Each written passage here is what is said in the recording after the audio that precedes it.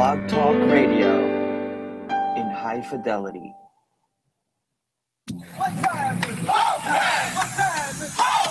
Broadcasting from Cincinnati, you're listening to the Ringside Reporter Podcast. All the news from the world of boxing right here. Well, I'm talking to you the way I want to talk to you. Now, here's your host, Eric Lorda.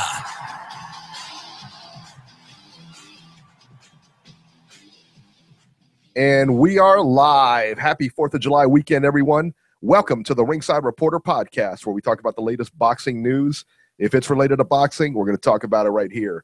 My name is Eric Lorta, and I'm here with my co-host, Ringside Robert, and England's adopted son, Joe Habib, and we have a great show for you today. And as always, you can catch us on the web at ringsidereporter.com. If you want to call and ask questions or just give your 2 cents, you can call in right now at 323-870-3857. Hit option 1 if you want to talk to us, and we'll be here till about 9 o'clock tonight. Today, we're going to talk about Paulie Malignaggi could be helping Robert's boy, Conor McGregor, get ready for the Floyd Mayweather fight. We'll tell you more about it. The numbers are in for Ward Kovalev 2, the pay-per-view, and they're not good. They're dismal. They suck. We'll tell you what they are. But first, we get started with Manny Pacquiao and Jeff Horn. And that's on ESPN. Who the fuck is Jeff Horn? That's right. Well, we know him now. In front of over 51,000 people in Australia, Jeff Horn put on the performance of his career and beat Manny Pacquiao in a 12-round unanimous decision. Over the first few rounds, you could tell this was not the same Pacquiao you had been used to. Noticeably slower. His footwork was just not there. His footwork was just non-existent, honestly. Jeff Horn kept coming forward and pressuring Pacquiao. Pacquiao seemed to be landing the cleaner shots over the course of the fight, but don't discount what Jeff Horn was doing. He was roughing up Pac-Man. He was landing shots of his own. Teddy Atlas had the fight scored 5-1 at one point. I had it much closer. In fact, I had it even after 8 rounds. I thought Horn was very effective, and Pacquiao was being pushed around by the bigger guy. A couple of headbutts by Horn and a cut Pacquiao on the hairline. Didn't do much to impair his vision. It didn't look great, but he looked busted up more than he was. And incidentally, I read that it was 8 stitches used to cover that cut up. So after the fight, Horn, on the other hand, was cut by Pacquiao and caused his eye to it looks like it was about swelled shut. His face was a mess. In the 9th round, Pacquiao had Horn in a lot of trouble, but Horn was able to hang on, make it out of the round. Referee came over to Horn's corner and said he was going to stop the fight if Horn didn't show him something. Horn came back in the 10th, fought very well. A lot of people point to the 9th round and say it should have been a 10-8 round. In my opinion, there is no way the 9th round should have been a 10-8 round. But I think it's worth noting that Stephen A. Smith thought it should be a 10-8. That just lets you know everything you need to know why it should not have been a 10-8 round. Final scores of the fight, 117-111 and 115-113 twice for the new WBO welterweight champion Jeff Horn. Incidentally, I had the fight scored 115-113 for Pacquiao. I thought Pacquiao did enough down the stretch. That being said, I would definitely not call this fight a robbery. There's a rematch clause, and Pacquiao seemed interested in fighting again. Beeb, what was your take on this? Well, again, I thought this was a competitive fight, and I thought the awkwardness and the herky-jerky movement of Jeff Horn was definitely throwing Manny Pacquiao off. In my scorecard, I had Jeff Horn winning the first round. I thought he was pushing Manny Pacquiao back. I thought Manny Pacquiao wasn't very active in that round, and I thought Jeff Horn was really pushing the pace and pushing the action. I thought in the 2nd and the 3rd, the 4th and the 5th, I thought Pacquiao was doing well, countering Jeff Horn with the left hand. But the thing what Jeff Horn was doing is he was moving side to side. He was throwing feints. He was using a lot of herky-jerky movement. And he was taking a lot of the punching angles away from Manny Pacquiao that he's used to having against slower guys. Because Jeff Horn's foot speed was pretty good in this fight. His foot movement was really good in this fight. So he was beating Manny Pacquiao to the spot. He'd move to his left, then move to his right, and then he would stop, throw a feint, and he would have Pacquiao guessing what's coming. Is he gonna just stop and plant and throw that right hand, or is he gonna step in with the 1-2? And he was changing up the speed and the rhythm of his movement. And sometimes, he would pause for a second, and then maybe he would pause for a second and a half. So he just kept really doing a lot of unorthodox things in there, things that other opponents haven't been able to do against Manny Pacquiao. And you could say that, Jeff Horn had a good game plan, but you could also say that maybe a lot of that was due to Manny Pacquiao just being a step slower than normal, than he used to be in his prime. And also, Manny Pacquiao, his punch output has gone significantly down over these last 4 or 5 years. He's not that volume guy that he was, earlier in his career in his prime. And that's really hurt him because Teddy Atlas kept selling the narrative, oh, well, Jeff Horn can't afford to make a mistake, but Manny Pacquiao can't afford to make a mistake. And that was way off in my opinion, because when has Manny Pacquiao shown one-punch knockout power, at 147 or above? The last one-punch knockout he had was at 140 against Ricky Hatton, which was in 2008. And even in, 2008 when he fought De La Hoya, that was more of a volume type thing. So he's usually beating guys down with speed and hitting them with shots that they can't see coming. Make no mistake about it, he's a sharp puncher, but he's not one of those one-punch knockout type guys that Teddy Atlas was trying to sell. And Jeff Horn was huge. He was a big guy, and a lot of the, mauling on the inside and just pushing Manny Pacquiao back and being physical with Manny Pacquiao, that took a lot out of Manny Pacquiao as well. And this is the thing, too. People want to sit there and use these punch stats. And people were tweeting out graphics of punch stats, CompuBox diagrams to support their argument. Watch the fight and score each round and add up your scorecard at the end of the fight. And don't sit there and sit there and criticize someone who actually scored the fight if you did not score the fight yourself. I mean, that's just total lunacy. It's ridiculous. A lot of these people were just, subscribing to groupthink. And I have to ask a question out there, because even people were parroting what Teddy Atlas said. There was no way that 9th round was not 10-8. There's no way you couldn't have scored that 10-8. Well, let me ask you guys this. Marquez Pacquiao 4, when Marquez was almost knocked out in the 5th round, at the end of that round, he was on the ropes, and his knees buckled, and it just looked like if there was 10 seconds left in that round, he would have got stopped and knocked out. And then he, comes back in the subsequent round in the 6th and ends up knocking Manny Pacquiao. Did any of you guys score that round in round 5, 10-8 for Manny Pacquiao? Okay? So if Teddy Atlas didn't utter that, oh, there's no way you can't score this 10-8, and then other people was tweeting out word for word what Teddy Atlas said. And then Tim Bradley was sitting there saying, oh, Jeff Horn's doing a lot of good work in here. And then Teddy Atlas was like, oh, are you sure, Tim? I don't see him landing anything. They were all focused so much on what Manny Pacquiao was doing in this fight, and they weren't really giving Jeff Horn any credit. In the 6th round, Jeff Horn lands an uppercut. They were crickets there. And then he was landing right hands on the side of Manny Pacquiao's head. So this is the thing. In the rounds Manny Pacquiao won, yeah, he was landing real clean, sharp left hands in those rounds that he won. But the rounds where he just wasn't doing much, and rounds where he kind of was losing his rhythm and he wasn't able to suck Horn into those left-hand counters, that was the rounds where Jeff Horn was just grinding it out and outworking him. And he was landing punches to the side of the head. They were clubbing. Some of the punches were partially blocked, but they were still getting through. So do we just erase all that because the rounds that Manny Pacquiao won, they were cleaner, or the punches looked prettier, or they looked more flashier? So just because Jeff Horn wasn't this dynamic, flashy fighter and they're landing sharp, crisp punches, and make no mistake about it, he landed a real sharp right hand in round 6, and I think in round 8 as well, that I think got Manny Pacquiao's attention. But a lot of the punches were to the side of the head. They were clubbing shots. They all weren't, real sharp punches. But just because the work wasn't pretty and it was kind of sloppy at times, he still was nullifying Manny Pacquiao. Manny Pacquiao was not moving the way he normally moved. He was not, being able to utilize the escape routes. Jeff Horn was cutting him off at the pass, slamming the door shut on those escape routes on him, and taking those punching angles away from Manny Pacquiao. And there were times when Jeff Horn would gamble and jump in there with his jab and try to land the right hand. And he was, Manny Pacquiao was beating him with the left-hand counters, and he was scoring the right hand. He was able to land the left hand before Jeff Horn could get that right hand going. So that's how Jeff Horn was getting countered with the left hand, because Manny Pacquiao was timing him. But as the fight wore on, in the middle rounds, I thought that Jeff Horn was kind of confusing Manny Pacquiao and changing up the rhythm and throwing Manny Pacquiao's timing off a bit until that 9th round. And then I thought that Jeff Horn came back out in the 10th and went back to business. I thought he won the 10th. I thought he lost the 11th, and I thought he came back and won the 12th. So this was a fight that was real close on the scorecards. Teddy Atlas himself had the fight 7-5.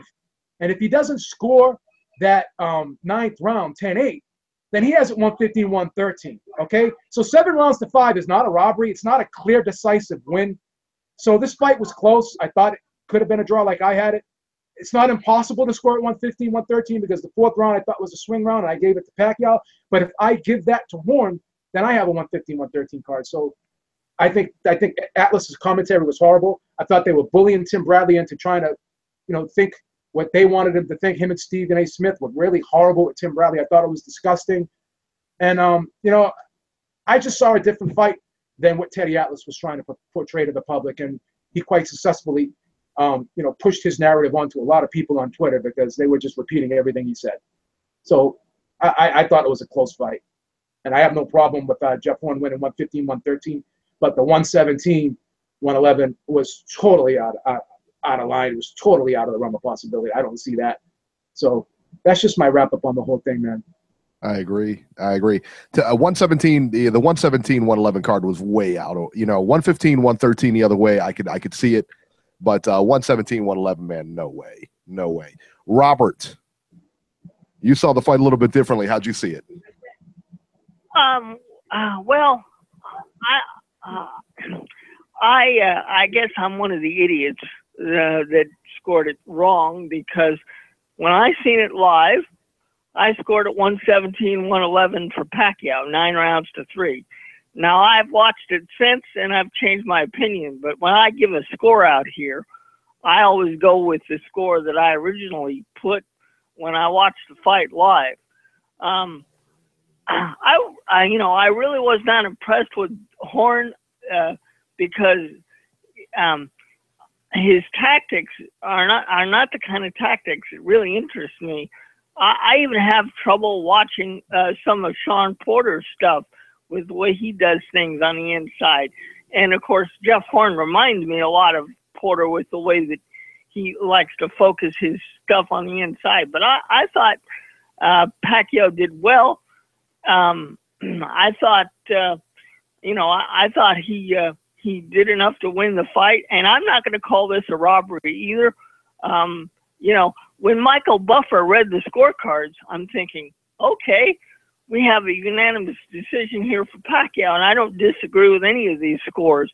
But then when he said, and the new, I like to fell out of my chair. I could not believe it. I mean, I really have to question what those judges saw at ringside, because it just blew me away. I never dreamed in a million years that when they said a unanimous decision and then he goes, and the new, I didn't think the fight was honestly that close when I watched it live. Now, as I said, I've seen it since, and my opinions have changed somewhat, but I'm going to go with what I gave you live, and that's that. Well, wait a minute. You scored the fight. I've got to honestly tell you, I think Pacquiao is not the Pacquiao that he used to be, and he's vulnerable right now. And if you're going to get him, now's the time. Go ahead, Eric. Well, wait a second. You scored the fight. What was your score last night?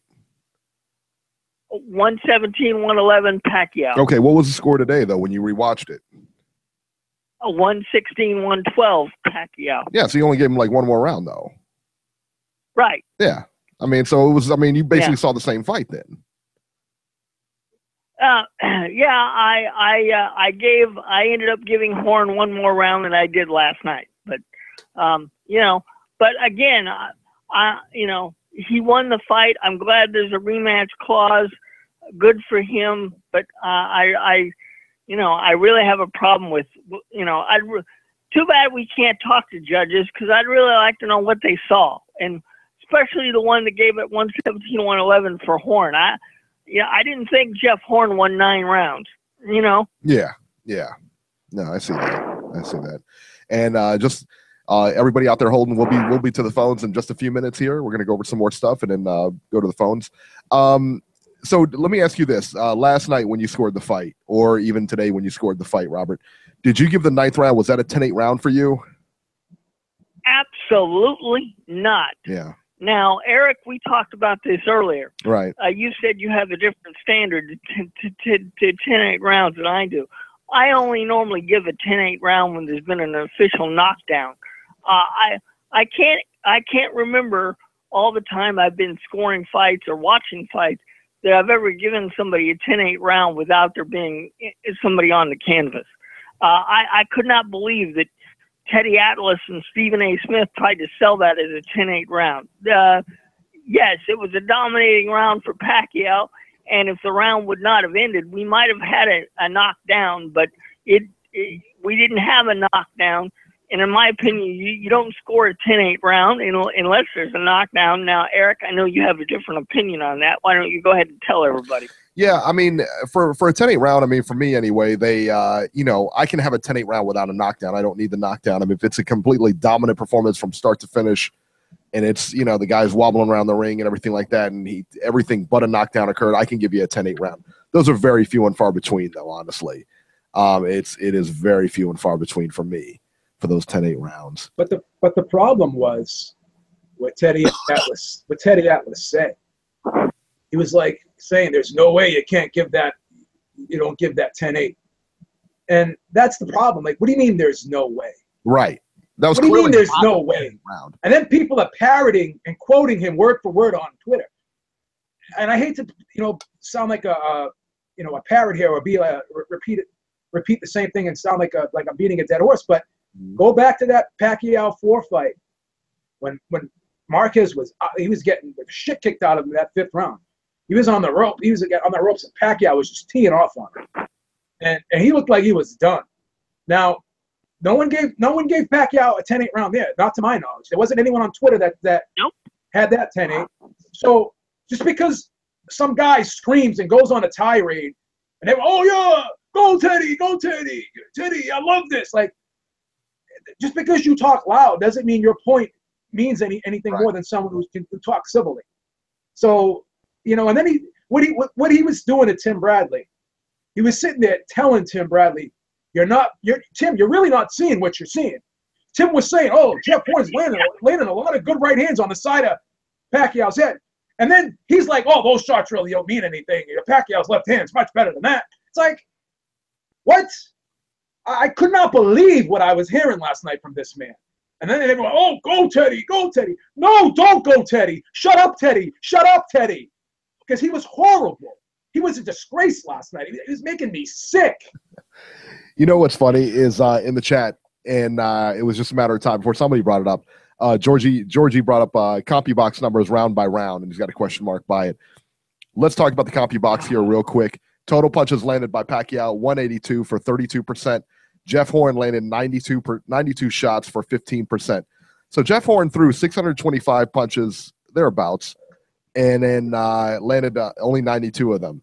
Let me ask you a question. Did you watch the same fight I did? How come everyone questions the judges?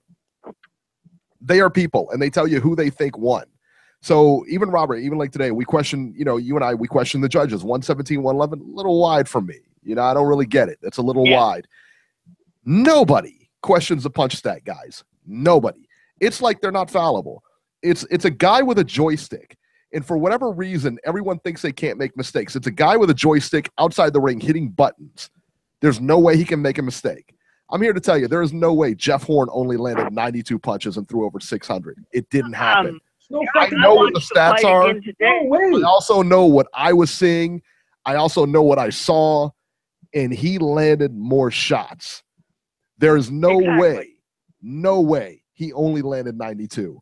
And for them to just, when people hear the punch stat numbers and they they take it like it's gospel. They take it like it's the word of Christ coming down here. And it's not. It's a guy with a joystick on the side of the ring. Why is he not held accountable? How do you watch that? Did you really watch that fight and say Horn's not landing anything? I mean, did you really watch that fight and say? And let me tell you this too, Eric, not to cut you off. No, not at all. If you're watching a fight and you're sitting there counting punches, right, then you're missing a good fight. You're missing a good fight. And let me ask you another question, everyone out there. Did Kell Brook only land 11 jabs against Errol Spence in 11 rounds? Right. Is that possible? No. Please. Don't get me started with these punch stat numbers. Somebody was please. hitting Errol Spence. And just like somebody was hitting Pacquiao last night. Oh, my God. No, I look, I thought Pacquiao won, but Jeff Horn did land a lot of punches, you know, so, and you could, and for you to only give him credit for 92, I want to know how much you got paid and do you deserve your job? Because, frankly, you blew it. Yeah. But I mean, really, you know, again, man, I mean, so the guy has a bad night at the office. I got it. I don't, you know, my thing is nobody ever questions it. Nobody ever questions numbers. Never. Not never. They don't question it, but they'll question the judges' scorecards all day long, but they will not question those punch stat numbers. And they're both run by humans. It's not like they got a robot, you know, out there counting it. I don't get it. I just don't get it. And Freddie Roach, he usually complains after Pacquiao losses. He didn't even complain in this one. He didn't even complain. No. Bob Arum didn't either. And then you're going to have your conspiracy theorists. Oh, well, because they want a rematch. They want to come back to Australia and have a rematch. Well, let me tell you this. The way they were talking before this fight, they were trying to hype up the Mayweather Pacquiao too. So you mean to tell me that this fight with Horn, the rematch is better than... Hey, let me tell you what, though. I will tell you this. I will tell you this. A Pacquiao Mayweather 2 is more likely to happen after this fight than it was before this fight. I'll tell you why it is possible. Because ESPN is going to keep pushing out that robbery narrative, and then Max Kellerman's going to be on First Take saying, "Oh, Floyd Mayweather's 41 now. He hasn't fought a real boxer in almost 3.5 years. This is a different fight now."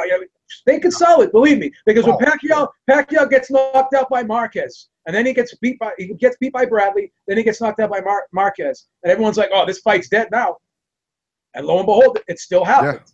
So they could still spin this, and they're still trying to spin this too.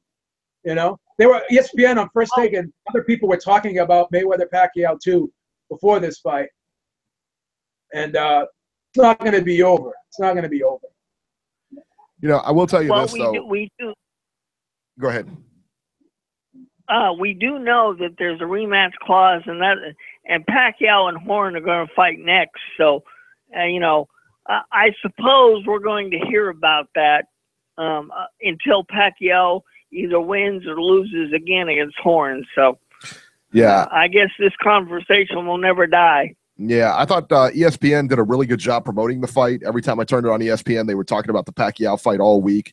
They did the weigh-ins and everything like that. The only thing I didn't like was Stephen A. Smith. I mean, was it really necessary to have this idiot on the broadcast?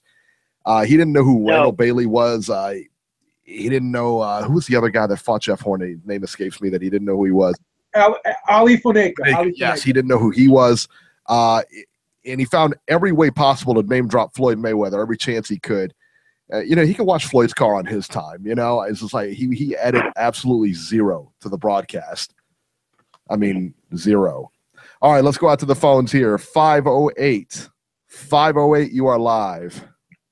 Hello, Georgie. What's up? How you guys been? From this day, you'll be my new fool. Love it. Georgie, how are you? Man, I just analyzing this fight because it's really, I mean, it's awkward. Like we were talking about these CompuBox numbers. Yeah, I agree with you. I mean, Horn was a lot busier. He landed a lot of shots. And then this is what we got to go with. Like how you score fights. I always think you should score fights by quality of punch. The first of all, punch landed. So if you counting the punches as you watching the fight, I mean, I got nothing against that because I do it myself and try to see who landed the most and what was the hardest. Because Horn, on some close round, landed the hardest shot. So that would make me, I saw him win by a point. I really didn't score the fight, but if I would, it was a really close fight. Teddy Allen was talking shit. I don't know what's wrong with him. But I said, well, it was good. Whatever the outcome became, it was good for boxing. Because, I mean, Bob Arum going to have a trilogy. He's going to make money. Pacquiao not going to go nowhere for another 2 years or something. So I guess it worked out. You know, everybody's saying this was bad for boxing. That was it was a robbery. This is horrible. It's a black eye on the sport. No, it's not. Because who is everybody talking about today? The fight. Everybody and their mother is talking about this fight today. How is this bad for boxing in any way? The ESPN got over 14 million viewers. It's not bad. How many viewers, Eric? Over 14 million. Yeah, how many viewers and see they saw? Wow. That's what I'm saying. That was a success. Doesn't matter what. Listen, if Horn happened to have a country behind him, and Pacquiao got a country behind him, how could you stop that? Right. So a trilogy is on the making. So, in a close fight, because listen, Horn was hurt. What round when he was hurt on the 9th? 9th, yeah. Right? He was hurt. And they was talking about stopping the fight on 1 now, which I don't agree at all, because the man, thank God he came back in the 10 and started landing right from the go. You know what I'm saying? Because I think I'm making enough to win the fight. Like when you asked, he did enough to take the title away. Yeah, because he was hurt. And in the 10, the 11, and the 12, he came out throwing, and they were close rounds. All right, let's see here. I'm not even mad with the decision. It looked like it delivered by no means. I've seen worse. A 2.4 overnight rating, which I don't know what that equates to. I heard 14 million, but that I don't know. It said a 2.4 overnight rating, whatever that equates to. So I think that's pretty big. You know what's even bigger? For boxing on free TV, yeah. You know what's even bigger? Can I just make a point real quick? Sure. That Georgie did not call this fight a robbery. You're learning. The Beeb Bliss has ripped off on you. I'm so proud of you. I am so proud of you that you did not call this fight a robbery. Absolutely. Listen, because this is the thing. This is the thing about boxing, that when we score fights, and you got to go what is land and how much of it is land and the quality of the punch. Anything else doesn't really matter. And when like you said, there is no way that the Horn landed like 90 fucking punches. I don't know how the fuck that happens, that these people got this type of counting the method to, determine how many punches they do. It's a joystick or whatnot. I don't know what they do it, but there is no way that happened. This man landed a lot. As a matter of fact, he was landing almost at the same rate as Pacquiao. Oh my, but that's what I thought. I thought these punches. I thought the punches landed were close. And Jeff Horn was definitely throwing more, in my opinion. From watching the fight. Again, I wasn't counting the punches, and I'm never going to do that because I want to enjoy the fight. But and Pacquiao got one of the best poker face out there on boxing. So when he's hurt, you really don't see it. He sort of give you a little flashback. He come back right away. You know what I'm saying? Like his reflexes don't abandon him, but you can see when he's rocked. And Horn did a lot. He did everything he got to do. He moved. He grabbed on the inside. He was doing the headlock on him, on Pacquiao for the whole fight. So I was wondering if they're going to take a point, but I didn't even see a warning there. So in the rematch, they're going to start talking about, that's just happening in the future. That's what we got to expect. I want to talk about Shane Mosley before I go, because Shane Mosley Jr., like Chavez Jr., they don't understand that this last name means a lot for boxing fans. And when you see like 14 million people watching you around the world on this internet age that the whole world is watching you, and you don't go there not even with a head movement, that thing sucks, bro. So you gotta really think about what that name representing. You cannot match it or exceed it. Just let it be then. It's not a good look. We don't like dudes. We don't like them. I agree. But that's pretty much it, guys. Thanks for listening to me, everybody out there supporting. Give it the thumb up. Awesome. Thanks, Georgie. Yeah, I think it's telling. I think it's telling that Georgie especially didn't reference a punch stat or anything like that, in the sense that, or he didn't think it was a robbery, because everybody will look at those stats and say this is a highway robbery. Those aren't the stats. Those are not accurate. They're not accurate. And I don't care who you got them from, who, somebody missed a lot in that fight. And I'm not saying maybe Jeff Horn didn't land as much as Pacquiao or vice versa. I don't know. I know those stats are not factual. I'm not going to go back to the tape, cut it back, and then count Jeff Horn's punches. But I can tell you right now, those are not factual numbers. He landed more than 92 punches, and I don't care what the counters say. All right, well, look, I mean, if we're going to go that route, then, hey, the judge said it was 117, 111. Should be no, that's it. Then there should be no, like Jeff Horn won. That's what the judge said. If we're going to go that route with it, listen, they're both human. They both make mistakes. I don't know why they can't look at this and say, wait a minute, we know he landed more than 7 punches a round. Yeah. I mean, it just. I totally agree. Yeah. I mean, so there it is. Area code 708. 708, you are live. Hey, I'm sorry, guys. I got caught up. Can you come back to me in about 5-10 minutes? Absolutely. Absolutely. And I think this is Wood here. 1111. Wood, is that you? What's good, fellas? Hey, what's up, man? What's up, brother? So was this a robbery, Wood? Nah, I think watching it, I don't know if my tweet went out to you, but it was somewhere like in the 6th or 7th round. You tweeted something, and I said, I believe this thing is going to go the distance, and I think that there could be some intrigue on this decision. Yeah. Yeah. I mean, that's the thing. I mean, like I said, we were watching this, and, I tell you what, I thought he was going to put Pacquiao away. You know what nobody's talking about in Beeb, I think you said it was the 6th round when he caught him clean with that right hand. And if you go back and watch that 6th round, he hurt Pacquiao bad. I thought Pacquiao was going down face first. He clipped him, and he clipped him hard, man. And it looked like he caught himself. What about the uppercut? In the round? Did you see that uppercut? All night long. Did you see the uppercut earlier in the round, too? That was a real good shot, too. Yeah, and somebody in the chat just said Horn is a dirty fighter. Yeah, he gets away with it. Yeah, he is. That's okay. I mean, it is what it is. Yeah, okay. I mean, everyone's a dirty fighter. Every time there's a headbutt, every time something goes, they were both. There was a Southpaw Orthodox. The first headbutt, they were both butting head. They both moved into each other together. This isn't hopscotch, people. This is a brutal sport. There's going to be incidental contact. It can't. It's not going to be. It's not going to be exactly the way you want it to play out. Stuff happens. Right. And rules are going to be broken in there. I mean, you're clinching and everything like that. You're holding. I mean, anybody who holds while they hit, that's a dirty fighter too. You're breaking rules. You're not supposed to hold and hit. You're not. I think we don't. A lot of fans or viewers, I don't think we really give guys or fighters. Everybody doesn't have like this equal or balanced, list of attributes where they have 80s and 90s and on every quality or aspect of a fighter. And when you have deficiencies, you have to make up for it with other stuff. And you hope that it doesn't go into blatant cheating, but there are other ways. There are other things that you have to do in a boxing match to compete with a guy who has,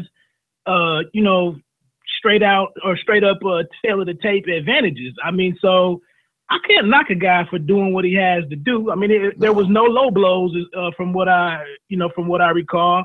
I thought he outworked Pacquiao on a lot of stretches, and like you said, there were a couple of times where Pac-Man got rocked and backed up a few steps, and the guy was effective. One thing that I'm kind of stealing some of my thoughts for my podcast this week, but one thing that I noticed, I was hoping Beeb wouldn't touch on it, was that Horn's demeanor right before the decision was getting ready to be read, he was not standing there like a guy who didn't have any interest in what the scorecards were getting ready to say.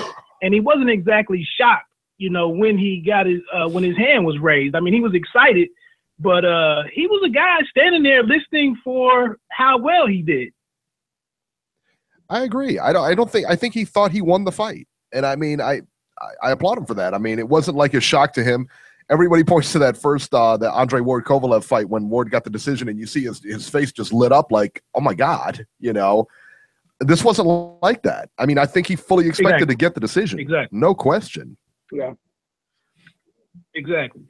Another thing, just going back on that broadcast, who the hell did Teddy Atlas and Tessitore and Bradley, who the hell did they want Mick Conlan to fight in just his third fight? I mean, they act like they got upset because he didn't put that guy away in 20 seconds. But again, here's a guy in the Owen cat, Jared Owen or whatever his name is. This is his moment on the big stage. And the guy didn't come out there and, cooperate with whatever their TV schedule was or whatever extra commercials they wanted to get in. The guy was trying to survive and do what he could do. And I think Conlan, instead of, rushing out there to do, to try to impress Atlas and Tim Bradley, he had to get a feel for what he was, what was in front of him. And as soon as things came around, he took care of business. But talking about the caliber of opponent, I mean, what did they want him to do? I mean, obviously, Shane Mosley Jr. didn't handle the traveling well and might have had a little jet lag or whatever and had to adjust to the time difference and whatever. Why would you stick a guy going into his third fight that you have all this investment in? Why would you stick him out there with somebody that could really threaten the guy in that position? Yeah, I mean, you know what? And I think you and I had the same conversation in Toledo this weekend when we watched the Julian Williams-Joshua Conley fight. And we're talking about, and the crowd was booing, and I'm like, Julian Williams is doing everything he could possibly do to finish this fight. Conley's just not cooperating. He is covering up. He's turtling up.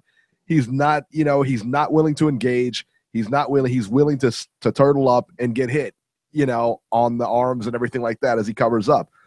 Sometimes there's just not much you can do. And Conlan is 3 fights in? Who do you think they're going to put in there? Right. I mean, and not to mention, it's not like he's a heavy hitter in the sense that he's in a division where you're knocking people out constantly. It's like, come on, man. Yeah, I didn't understand that.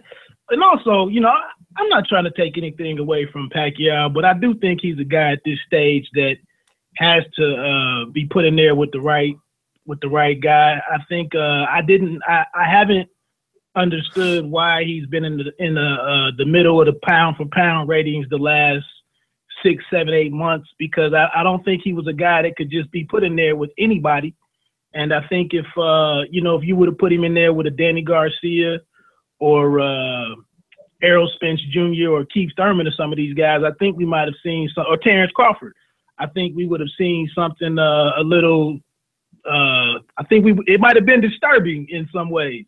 But I also wonder with some of the cuts and the bleeding that was going on with Pacquiao, kind of reminded me of the Sor Rung Vasai fight against Roman Gonzalez. That's a good point. And how I thought Gonzalez won that fight pretty convincingly, and because of the condition that he was in at the end of that fight, maybe some stuff played into Sor Rung's favor, but I don't think it was the end of the world for boxing. It just it was a tough call. Lastly, Eric, going back to Friday night, I just thought it was interesting that here's Jeff Horn kind of doing the same thing that Shafikov did Friday night, although Shafikov was way more effective in what he was doing. But this guy couldn't get a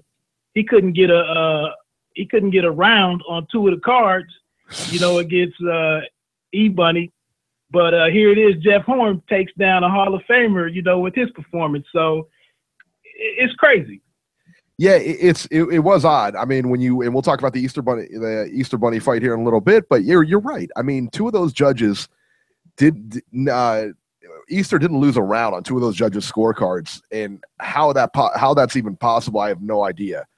And Jeff Horn fights a lot of the same way. He really does, and ends up getting the decision. So definitely crazy for sure. I was ready for Tim Bradley to lose his coolness in dealing with Stephen A. at the end of it. But I will give Stephen A. a little bit of credit. Don't you dare give credit. What are you doing? I have to. Oh, what are you doing? just a little bit. When Tim Bradley said that he would like to see Horn in there against all of the best guys, and he thought he could do whatever, he could compete with the best guys. At least Stephen A. did back him up and say, "Oh, you need to clarify that a little bit," because I think it's still some distance between Horn and the other guys that we're more familiar with. But maybe Bradley was trying to say that because he looks at him as a future opponent. Did you think about that? Exactly. A lot of guys are probably calling his reps today.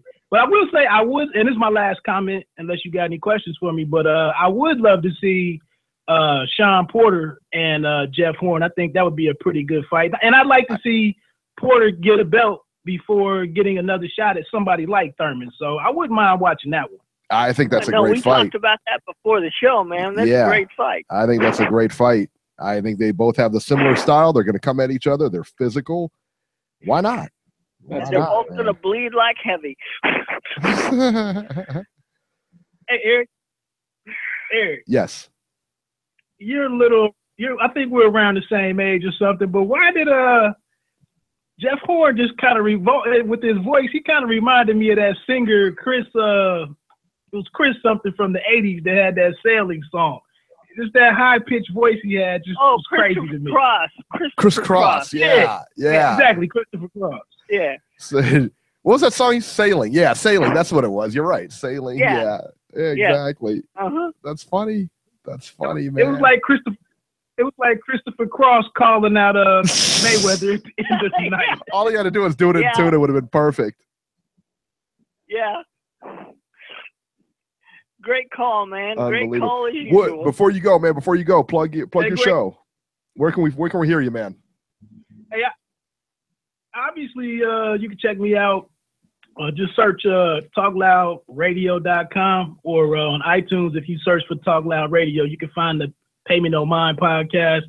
But also check out the Pay Me No Mind YouTube channel. I got a couple of videos up there from Friday night.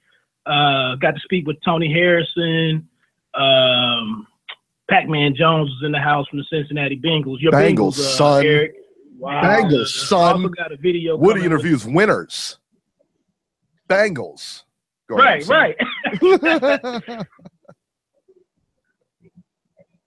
And then also there'll be, I might have some pieces up there. Julian Williams really kind of like that Philly shell defense. He didn't have a whole lot to say, but I got in a good word with Abel Sanchez about some Triple G preparations for Canelo. So it's a couple of things that'll be coming to the channel.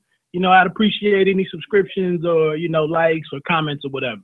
Absolutely. You guys continue to rock, do your thing. Great to have a place to call in and talk about, all the interesting developments in boxing every Sunday. It is. You're the man, dude. Very nice. Good call, man. Good call. Yeah, so we ran into Abel Sanchez at the hotel we were staying at in Toledo. And I'd never seen Abel Sanchez like in person. Obviously, you see him on TV and everything like that. He's pretty tall. He's like 6'2", 6'3", something like that. I didn't realize he was that big. He's a big guy. I didn't realize that. He's a big dude. Yeah, I didn't realize that. I thought he was like, I didn't know what to expect. I mean, I just kind of ran into him at the hotel at the front desk. And then, it was pretty crazy. I guess the whole crew was staying there because Adrian Bronner was there, Rasheed Warren. There was a whole bunch of people there. So, yeah, it was pretty nuts, man. Okay. Area Don't forget about 708. You're like Rain Man. You're like Rain Man, son. 708, are you ready? What's going on, fellas? What's up, man? John in Chicago, ready to rock and roll. Chi-Town. What up, Chi-Town? Yeah. Hey, I'm a truck driver, so I had to pull over and fuel up and grab me a bite to eat real quick. But I'm it's dedicated and listen to the show while I'm doing it. Absolutely. That's right. So, and Eric, I'm heading towards Cincinnati right now to go pick me up some orange juice. Love it. So, so heading from the East Coast, which I usually don't do, and I hate to do, but I'm heading over to Cincinnati and then back to sweet home Chicago. There you go, man. There you go. Yeah, last night, I tell you, man, these people crying about a robbery out of their minds. I mean, it was a close fight. Either way you look at it. I actually, being in the truck last night, I got the Sky Sports feed. Oh, wow. And, I mean, those guys had it. Those guys had it pretty big for Pacquiao. for Pacquiao, for Jeff Horn, excuse me. You know, they were reaming on Teddy Atlas and these guys, telling them they don't even know what they're doing. I scored the fight very similar to these guys, and even talking with listening with Beeb, I actually scored out of the first half of the fight, I scored 5 rounds for Horn. So I don't know. I thought Pacquiao came out a little later. I don't know. We scored it kind of differently, but kind of came out with the same outcome. I had it 115, 113 for Jeff Horn, and I thought he mugged Pacquiao. I just thought Pacquiao couldn't pull the trigger.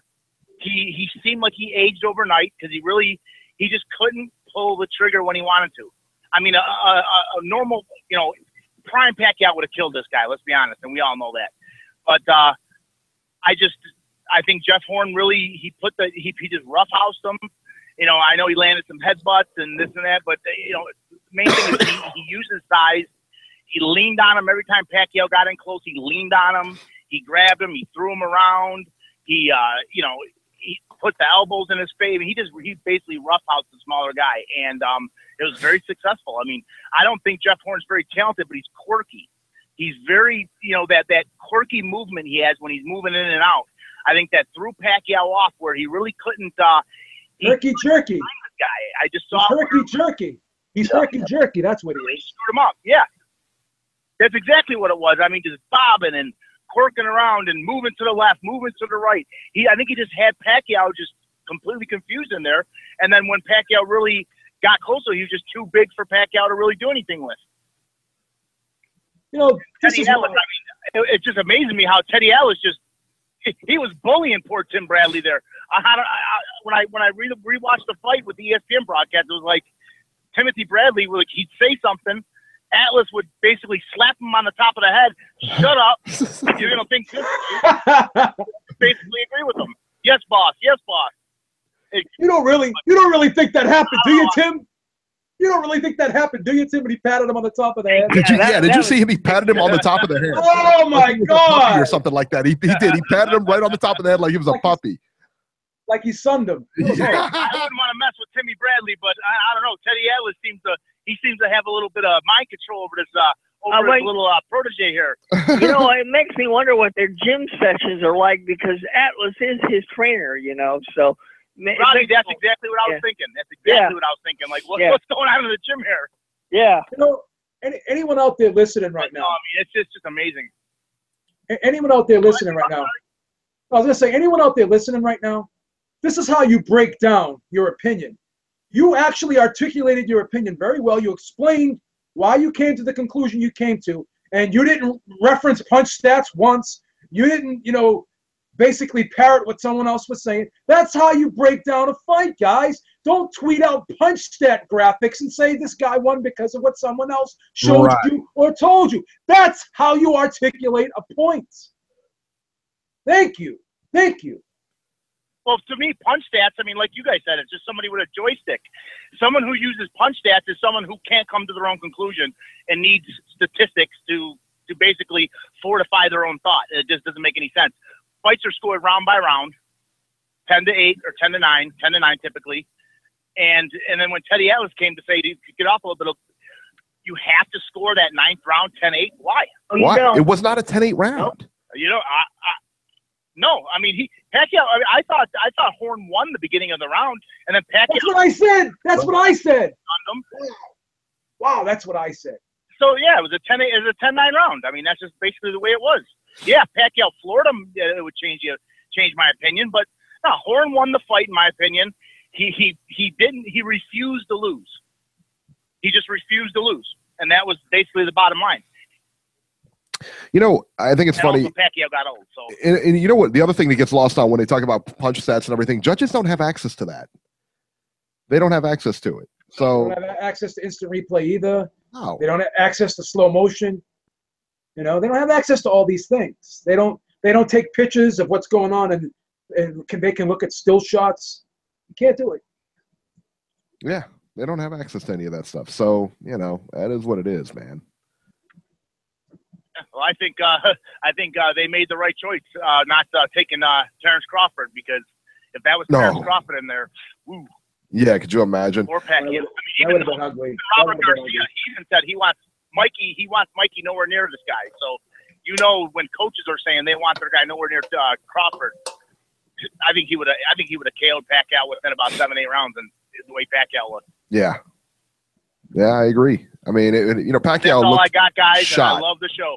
Yeah, thank you, sir. Thank you very much. Thank you for calling. That was an excellent call. Thank you. Good call. Good stuff, man. Yeah, I think Pacquiao, I mean, his legs were completely gone in that fight. You know, you watch it, his legs are completely gone in that fight. You know, his timing was off too. He couldn't gauge the herky-jerky rhythm of this kid, Jeff Horn. Couldn't do it. I mean, Pacquiao in his prime would have wiped this kid in 4 rounds.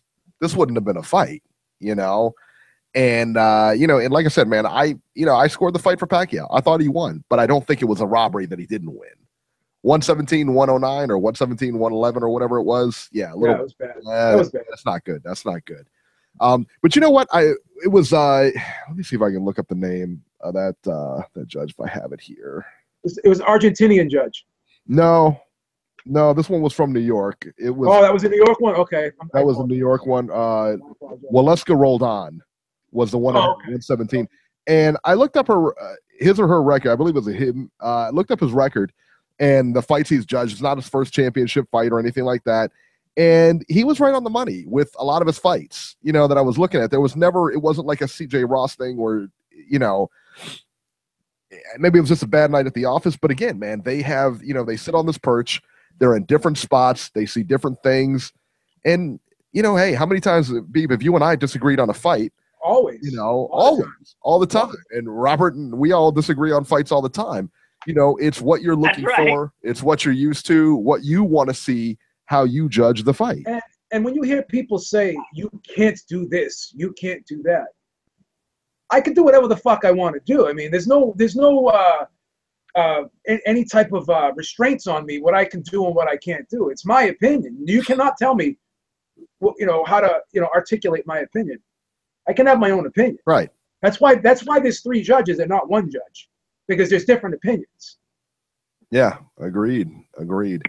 And I want to apologize. I got to ask you guys a question, though. Sure. What did you think of Mark Nelson as a referee? Did he do the right thing at the end of the 9th round by going over to Horn's corner and saying, look, I'm going to stop this fight? Yeah, he doesn't want to see him take any punishment. You know, he doesn't want to see him take any punishment. Yeah, what was wrong with Because I'll be honest. I've heard people say that. I don't see anything wrong with what he did. I'll be honest. I didn't think he was as hurt as what the referee, you know, was indicating. But again, I'm not in the ring. I'm not looking at the kid close up, so I got to respect the referee. Yeah, I'm not going to question him. And you know, I think they said, you know, he was going to stop the fight. I thought he did a good job. I thought he did a good job. Yeah, he was going to stop the fight, but you know, I don't think he was going to stop the fight. You know, he says that. See what reaction the kid has, and if he's game and he wants to go, then that's, you know, that is what. Yeah. So. And how does the British broadcast always have a totally different scorecard than the American? Always. Why do the Sky Sports guys always judge fights differently than Harold Letterman and Teddy Atlas? You know why, Joe? Because the British broadcasters actually care about the fight. The American broadcasters I disagree with that. Are trying to build up their own agenda. Is what it? No, you know. I disagree with that. I mean, you're talking about the broadcasters. You're not talking about the way they score fights. You're talking about the broadcasting, and I agree with that to a point. I mean, you know, like I said, when you listen to HBO announcers and everything like that, but when you're talking about scoring the fights, I think Harold Letterman does a pretty good job. But, you know, and he has off nights too, just like we all do. But we talked about it. You know, me and Beeb disagree on scoring quite a bit. We score the fights different ways. Me and you score the fight. No different with them. They look for certain things. You know, they like a style of fighting that they like. I like a style of fighting that I like. I know what I look for, you know. Right. So it just depends. That's why, you know, it is good. And I was really curious to see what other broadcasts had it. You know, like, so I was really glad he called in with the Sky Sports. I thought that was very interesting. And you know what was great too last night? Al Bernstein tweeted out, why does that have to be a 10-8 round? Like, even he tweeted it out. And I respect Al Bernstein more than I respect Teddy Atlas, because he's been in the game longer than Teddy Atlas, and he's watched a lot of fights, a lot more fights than Teddy Atlas. And, you know, maybe I'm biased, but Al Bernstein to me is the best. Him and Paulie Malignaggi, I really enjoy listening to both of those guys. I really like that Showtime broadcast team a lot. You see, I'm not big on Paulie Malignaggi. I'm not big on the way he scores fights. I'm not big on him. I like listening to him off of there, but when he's commentating and stuff, I'm not real big on his commentary and stuff. But again, it's all different. Yeah. People, different, you know, which. But I really like Al Bernstein. He's, you know, he'll say, this is how I have it, but I can see someone scoring, you know, he's open-minded to other people's opinions. Whereas, you know, other people like Harold Letterman's like, you know, he's just doing this. I mean, there's no way he's not losing. He's winning this fight. He's not doing anything. Like, just people really pushing their opinions off on others, and that's the problem. Right. I agree. That's the problem. I agree. Before we go to the next caller, I want to apologize. I'm like coughing and sneezing over here and sniffling. I've got a bit of a cold, so just kind of bear with me here. So, all right, 262, you are live. 262. Hey, I'm on. Yes, you're on. 262. Sure, go ahead. Hey, how you doing, guys? I was just calling in. I don't know what y'all got into on the Pacquiao Horn fight. How did y'all have it? I had it 115, 113 for Pacquiao. Robert had it 117, 111, I believe, for Pacquiao, and Beeb had it a draw. And I had it a draw. Yeah. Had it a draw. Well, all I keep seeing is online where people keep using the punch stats as their proof of Pacquiao won, but they don't break down the individual rounds of punches that were thrown, if you get what I mean. Absolutely. I mean, thrown each round. 100%. You cannot rely on the punch stat to have your argument here. You know, I mean, you just can't. They're fallible. The judges are fallible. It's all run by humans. You know, and I tell you what, like I said, man, and we've been saying this all night. I've watched the fight. There is no way Jeff Horn only landed 9 punches or 95 punches. That's a little over 7.5 a round. He landed more than that. It just is. I mean, he just did. So how did you have the fight score? To me, I had it a draw. I didn't see that Pacquiao was winning more rounds or landing more effective punches than Jeff Horn. I think Jeff Horn was the aggressor. Pacquiao sometimes was backing up into the ropes, and he was looking like he was getting manhandled. He looked like he was 38 years old. He didn't look like Pacquiao at all. But everybody's surprised that Jeff Horn got the decision over him. And I just see it as a draw, or you can give either guy the win. I'm not really surprised Horn won. I'm just. That 117, 111 was ridiculous, though. I agree. Way too lopsided there. Way too lopsided. That was ridiculous. Yeah, for sure. But what did y'all think about Top Rank not being on ESPN, bringing boxing to free TV? You know, I tell you what, this is funny because, and I got this on. Look, so did the PBC. The PBC did the same thing, and everybody dumped all over it. And then Top Rank does it, and it's like this great thing. I don't get that. I liked when PBC did it because they brought back good fights, and ESPN's bringing back good fights. Let me tell you what. Either way it goes, they're better than the ESPN old Friday night fights or the Tuesday night fights that they used to have on USA. Yeah, where they'd have one good one out of every. I mean, but you know what? I don't understand like the double standard there, and why is it when Top Rank does it? It's this big gem, but when PBC did it like a couple of years ago, it was awful. You couldn't, these were terrible fights and this and that. Before Jeff Horn, Manny Pacquiao, we saw the fight and it was a good fight. Leading into this, nobody thought this fight was going to turn out like this. Yeah, I was hoping I was going to be wrong. I'm sorry. No, go ahead. I was just saying I was hoping because I didn't think the fight was going to be competitive, and I was saying I'm hoping I'm going to be wrong, and I'm glad that I was wrong. No, maybe it was the quality of matchup. I remember seeing the first ESPN on the PBC on ESPN. It was like Danny Garcia and Paulie Malignaggi, and it was just a blowout. It's just something like that. But I didn't really expect Jeff Horn and Manny Pacquiao to be a good fight at all. No. And then they got Lomachenko versus. Go ahead. No, you're right. You're 100% right. I mean, and you're right. And to your point, you said they have Lomachenko versus Mariaga coming up next. That's not, I mean, I'm not like going out of my way to, falling all over myself to watch that one. Watch that. No. I don't like. You know, we're gonna watch it, but Sure. you know, it's not an exciting fight. We already know who we think's gonna win because of his skill level. And let me tell you what, this bothers me too. Somebody in the chat just said, somebody in the chat just said it's because Pac-Man was fighting on free TV. Listen, it's not free TV. It was ESPN. Listen, if I have just an HD box, I'm not getting ESPN. I've got to subscribe to cable. So I've got to pay for it. It's not free TV, guys. You're paying for it, you know. And if you're a cable subscriber, guess what? Your $9 of your cable bill goes for ESPN. That's how they can afford to buy Major League Baseball. That's how they can afford to buy the NBA. That's how they can afford to put on these fights. They actually have to pay money to present these things, and we're giving it to them. It's not exactly free. No, it's not pay-per-view price where you got to pay $100 for Floyd Mayweather or, you know, $70 for Canelo, but, you know, we're still paying for it. But the Crawford and Dongo fight could be, you know, it's what I'm really looking forward to the most. Me too. I'm a big fan of Undisputed, and I think that's great. I think it's great. One fight for 4 belts. I think that's fantastic. So I think that they should be hyping that one like how they hyped the Manny Pacquiao Jeff Horn one, because it's the most it has the most meaning to it, I would say, because everybody now is just fighting for the money, and these two guys say, pay him, pay me, and we can fight for it all. And not a lot of guys are doing that. No diva stuff or anything. No, you have to talk to my promoter or manager or nothing. Ain't no Rigo and Lomachenko thing going on. It's just, we're fighting here now. And Dongo in the last couple of months have got 2 belts. Like, who you know is doing that? Like, I respect both guys. I can't wait to see that one. Yeah, for sure. That's going to be a good one, man.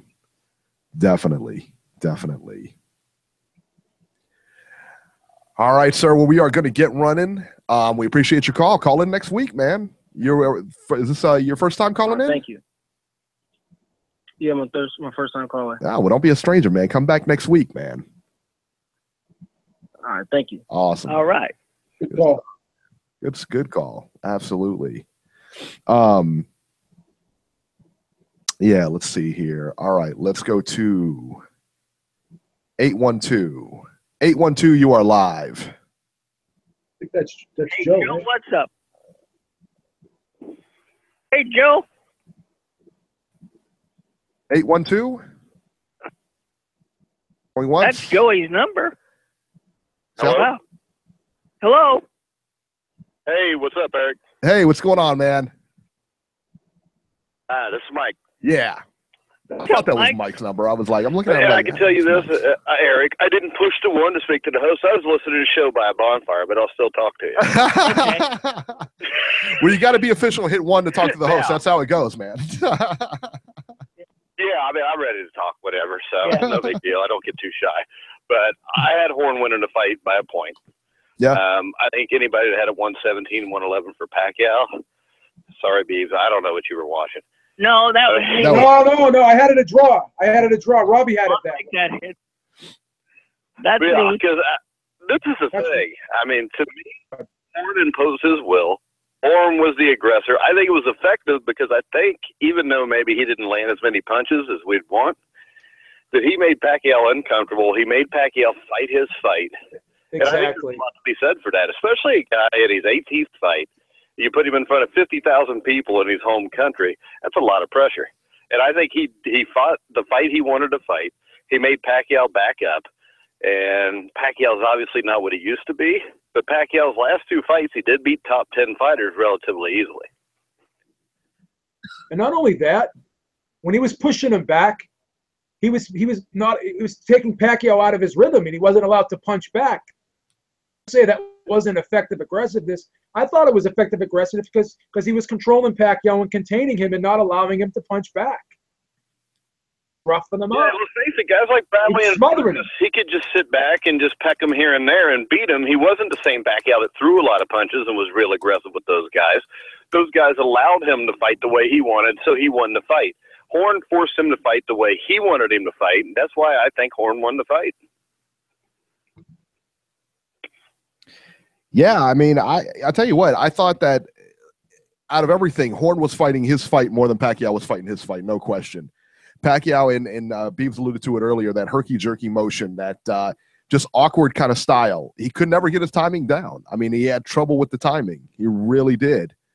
And the old Pacquiao would have wiped the floor with this guy. And whether that was from age or just, I think Horn is a very underrated boxer. I mean, I think he's really good at getting distance, closing the distance, getting back out. Now, I know in the past that he had a little bit of trouble last night where he had a tendency to get caught kind of in between from time to time and square up, which was when he almost got knocked out in the 9th round.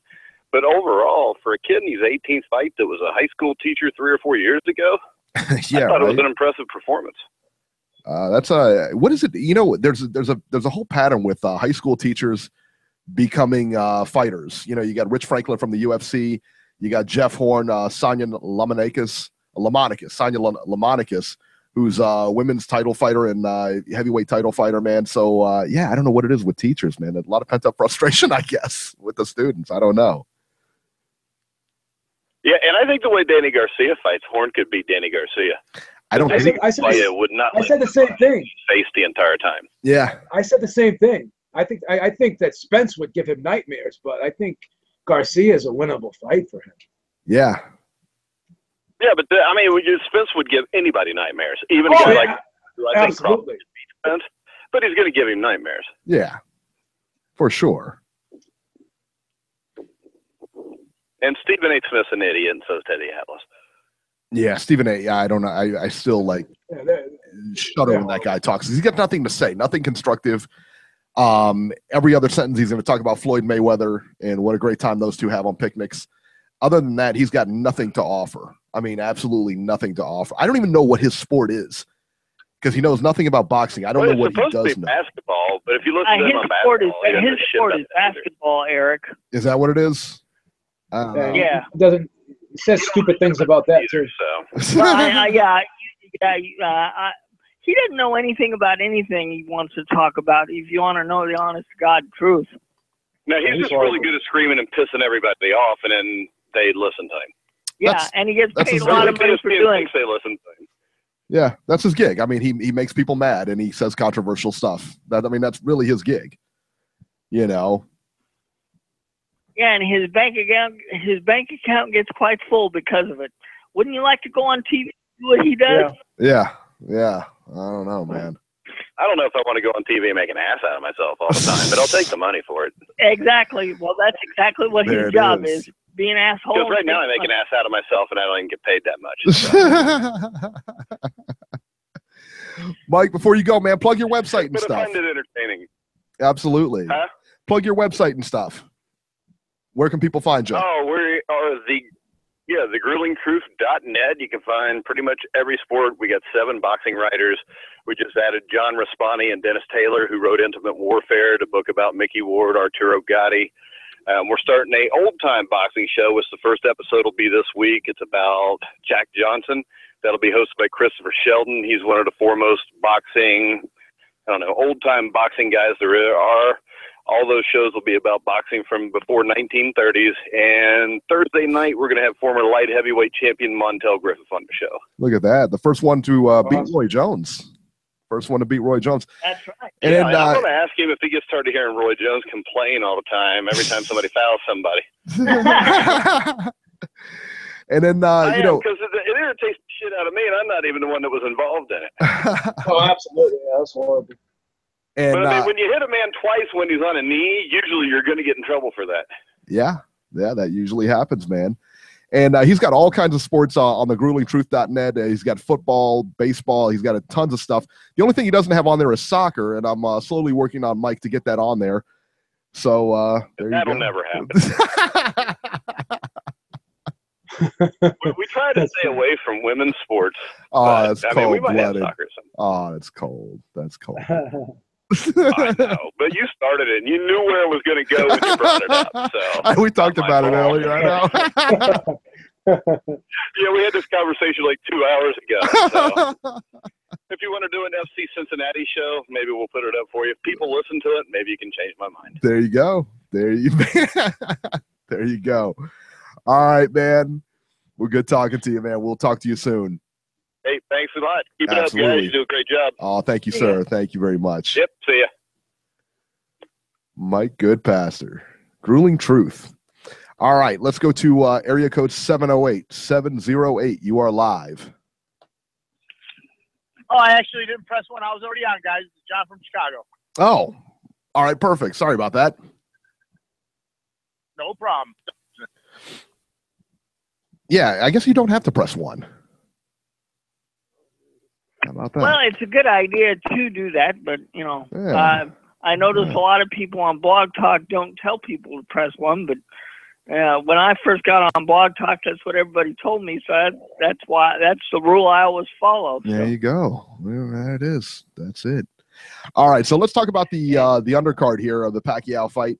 Jerwin Anakajas versus Teru Kinoshita. Anakajas won a 7th round TKO over Kinoshita. Every time, I'll tell you what, man, every time I see Anakajas, I get more and more impressed. I remember when he won the title, it looked like it took place in a high school gym in the Philippines. It was, I mean, what I think he got like, I remember the salary was like a few $100. I mean, it was really low for a title fight. I mean, I remember looking at this place, it was like, wow, it looks like a gym. It was great to see him go from when he won the title in front of a massive crowd like last night at 51,000 people, you know. It was great. Beeb, what were your thoughts on Anakajas and where does he go from here? You know, Anakajas is definitely a dynamic, explosive type fighter, but he's a patient fighter too. He sets up his shots very well, and he comes at his opponent with a varied attack. So he's very well-rounded all around. You know, very quick on his feet, very fast hands. So, you know, he's got a style. He reminds me a little bit of a southpaw version of Mikey Garcia, really. I mean, this kid can fight, man. This kid can really fight. And he's very technically sound as well. But, again, he's got that dynamite in his fist, too. So he's in a division that doesn't really get a lot of, you know, recognition, doesn't get a lot of, you know, promotion. So if he can get on undercards like this on pay-per-view, that will help him out. But, you know, hopefully he keeps plugging away, but, you know, he's got to really get pushed. I hope Top Rank gets behind him and puts him on a lot of these undercards. So hopefully he can be on HBO or something, or be on ESPN more. You know, so I think that you know, the potential of him is it's limitless right now. I think with his style and his ability, I think he can definitely go far in the sport. I think it'd be a handful for anyone out there. Yeah, I think so too. Michael Conlon versus Jared Owen. Michael Conlon continues to improve, but you know, he was in there a guy that was completely overmatched. Jared Owen's corner through the towel in the 3rd round. Conlon is looking better and better. I think he needs be a little bit more patient. He got a little overzealous there in the 2nd round, it looked like. But overall, he seems to be coming along, man. I like what I'm seeing from him. Robert, what were your thoughts on Conlon? Well, I'll talk about Conlon, and then I'll go back to the bantamweight title. Conlon looked good for the opponent that he was in against, and relax, people. It was his 3rd professional fight. Right. He doesn't need to be in against a top 10 guy. He's going to get there, but one fight at a time, please. He did what he was supposed to do.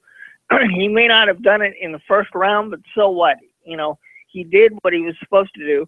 And as far as the title fight, look, I think that guy is ready to fight anybody in that division. I would like to see him get the winner of the rematch of the Chocolatito fight that they're going to have in September. I think he deserves the winner of that fight. Yeah, I don't hate that fight. That's for sure. Yeah, Anakajas is the real deal, man. All right, so now the one fight I didn't see on the card, I didn't see the Shane Mosley fight.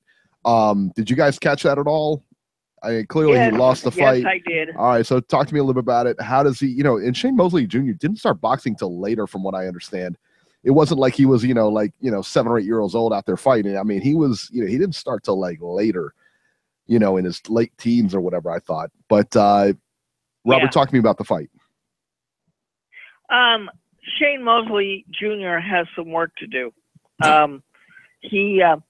They tried to use the excuse that, well, he was only there for a week. He didn't adjust to the time difference. He needed to be over there longer than that.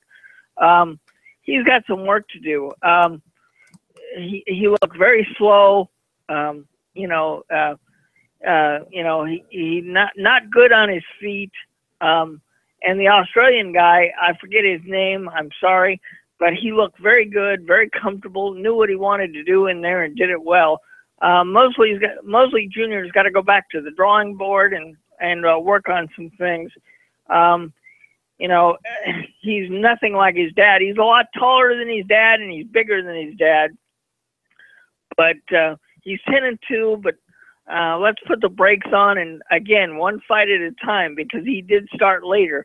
I forget, I think he was like 16, 17, yeah, something like that when he started boxing, in the gym. So, yeah. This was his first fight with Eric Brown. Eric Brown is his new trainer, so let's see what Eric Brown can do with him in the gym. There's a lot more work that needs to be done. Beeb, did you see this? I didn't see the fight, but I do watch Shane Mosley Jr. Sometimes I've seen him. And, the thing about him is just doesn't look fluid in there. He looks like he's thinking too much. It looks like just boxing doesn't come natural to him like his father. And, he just seems a little tense, a little stiff, and he looks like he's thinking too much and just doesn't let the punches flow. And I think he's still trying to find his way, trying to develop a style. I think he's, in between styles here, trying to figure out what he wants to do in it. Do I want to be a boxer puncher? Do I want to be a brawler? Do I want to be a guy that fights on the outside? Because he's tall and lanky, and he should use his height and reach. But sometimes he doesn't really, use his jab, and he's not active enough with his jab, and he allows his opponent to get in there and take some shots. He likes to go punch for punch on the inside, and he's just not really a sharp, short, crisp puncher on the inside. So I think he's got to figure it out. I think he's got to try to work on his fundamentals and try to use his range a little bit better, and just let the punches go and don't think too much. Yeah, I would agree with that. So let's move on here. Toledo, Ohio on Bounce TV. We had Robert Easter versus Dennis Shafikov in the main event there. And I just got a text here before we even go any further. For all you baseball fans out there, Robert, you'll appreciate this because this further solidifies my claim to the Cincinnati being title town. Zach Cozart and Joey Votto just made the all-star team from the Cincinnati Reds. Robert, what do you think about that? Well, good for both of them. I know the all-star teams were announced today at 7 o'clock Eastern time when we came on the air, so it'll be good to see who else made it, but good for the Reds. They're having a decent year. Doesn't matter who else made it. It's chock full of Reds. We got 2 Reds already on there. Unbelievable. Title town, son. Title town. Deal with it. All right. Now, let's talk about Robert Easter and Dennis Shafikov. I was there live in Toledo, Ohio this weekend. Easter had a really tough time, as I expected in this fight. I thought that Easter would win, but I thought it would be a dogfight, and it really was. Easter had a lot of trouble with Shafikov. Easter fought very well for the first few rounds. He put his jab out there, moved very effectively. I thought Shafikov was doing everything he could. He just couldn't catch Easter, man. As the middle round started to set in, you could see Easter really slowing down from the pressure Shafikov was putting on him. Shafikov kind of took control, I think, in the middle and late rounds. I scored the fight 115-113 for Easter. Everyone in press row had it very close. Most had Shafikov winning the fight. When the scores came out, though, everyone was shocked. Everyone was shocked. I was shocked. 116-112, one judge had it. 120-108 twice for Robert Easter. Beeb, you saw the fight. Is there any way Robert Easter swept that fight on 2 judges' scorecards? Absolutely not. I'm going to cop out again here. I had this fight a draw, too. Sure. I thought Shafikov won the first round. I thought Easter went on a little run. I thought he won the next 3. Then I thought Shafikov won 5 and 6. And then I had Easter going on a little run again, 7, 8, and 9. And I think Shafikov swept the championship rounds. This is the big thing here. A lot of people criticize Easter for not using his height and his reach and keeping the fight on the outside because he can box pretty well on the outside. He's got a pretty snappy right hand. He's got a decent jab. But the problem here is Shafikov did a great job with head movement and getting low and getting up and underneath the jab. And he was working his way inside. So after a while, Shafikov was able to just, kind of figure out the timing of that jab and slip it and get up underneath it and slide in and, get inside and do his damage. So Robert Easter had to make a decision here. I can't keep on the outside. So what do? Do I grab and hold and try to freeze the action? Or do I go punch for punch with him and try to grit it out on the inside and shorten up my shots and, make for a gritty fight with them? And I think he chose the latter there. And, Easter was doing a little bit well. He was doing some good work, throwing the uppercut on the inside. He was looping his right hand, much like what Jeff Horn was doing, because Shafikov had those earmuffs as well. So he was susceptible to the uppercut and the looping right hand. So there were occasions where he was getting those punches going for himself. But the problem was Shafikov started making adjustments too. He started sliding over to his right, away from that right hand, and he was throwing a looping left hand over the top, which was quite unorthodox. And, it was like one of those Marcos Maidana unorthodox type punches. And I thought that Easter was having a hard time dealing with that punch. And also, I thought the fast pace that Shafikov was bringing to this fight, I thought it was making Easter uncomfortable as well. So I thought Easter did well in spots, but he just couldn't sustain, his offense, his offensive attacks, and he couldn't keep Shafikov at bay, and he couldn't really contain him up close. So if the fight moves to the inside, Shafikov's going to win that battle. And although Easter did hold his own, he still didn't do enough to really shut down Shafikov and stop him from coming forward and slow him down and slow the pace of this fight down. So this fight was really fought, on Shafikov's terms. And even with that, I still think Easter hung in there, but it was a real difficult fight for him. And you could make an argument 115, 113 for Shafikov, or you could have a draw. Robert Easter 115, 13 is not out of the realm of possibility either. But Shafikov definitely overachieved here. I was right. I thought it would be a wide scorecard win for Easter, but I was wrong because it really wasn't the case. So once again, I was pleasantly surprised with the fight itself, because I thought it was a very entertaining, action-packed fight, and credit a lot of that to Shafikov because he really made this fight entertaining, taking nothing away from Easter, but he made this fight entertaining because he overachieved, in my opinion. He did better than what I expected, and he was like, I want to say 6-1 underdog or 8-1 underdog, and he totally did not fight like that. So this fight was a very good fight, very entertaining fight, but unfortunately, it's going to be overshadowed by the scorecard controversy, and that's a shame. And I'm not going to allow that to take away my opinion from the fight that I thought this was a good fight. It was still a good fight regardless. The scorecards were disgusting, but it is what it is. It happens in the sport. I don't condone it, but I'm starting to become numb to it, man. It just never ending. So. I think it's funny that you called the fight. You said it's going to be a wide win for Easter. Yeah. I thought it was going to be a dog fight, and turns out we were both right, Yeah, we were both right. Yeah, so it was a dog fight. We both said Easter was going to win, but I had it a draw. You had Easter scraping by. So This just shows me right now, if Mikey Garcia comes back down to lightweight after the Broner fight, a lot of fighters are going to be in trouble. Easter's going to be one of them. Oh, man. Yeah, I think Easter gives everybody trouble, man. I don't know if he beats Garcia, though. No, I don't know if he gets up. Linares is another one I think is a good fight. Yeah, I don't know if he beats Linares either. Those are two tough fights for him. Yeah, for sure. Jamonte Clark was on the undercard, Cincinnati native. Very tough fight for Jamonte. Most people in press throw thought Ivan Golub won the fight and beat Clark handily. I scored it a draw 76-76. Golub was pressing the action throughout the fight. Clark looked outgunned at times. He's got a real issue with dealing with pressure fighters, man, for sure.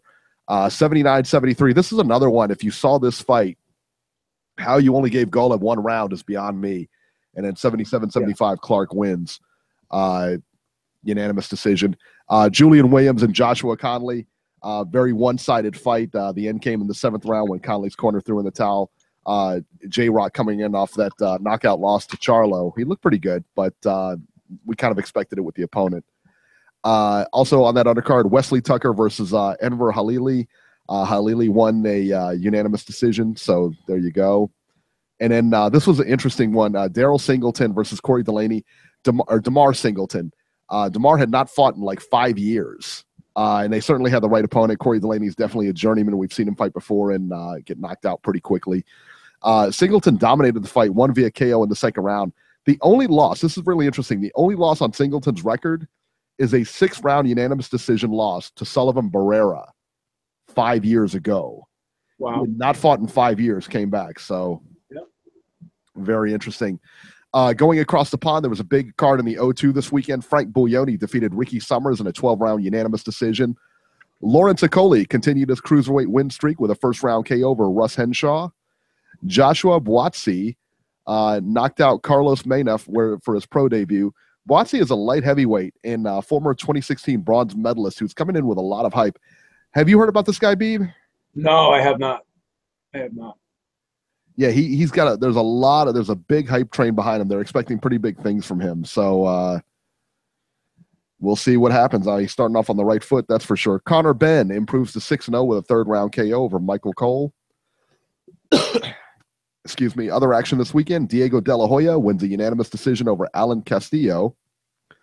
Oscar Negrete scored an 8th-round TKO over Sergio Frias. Alexander Povetkin, your boy. Your boy.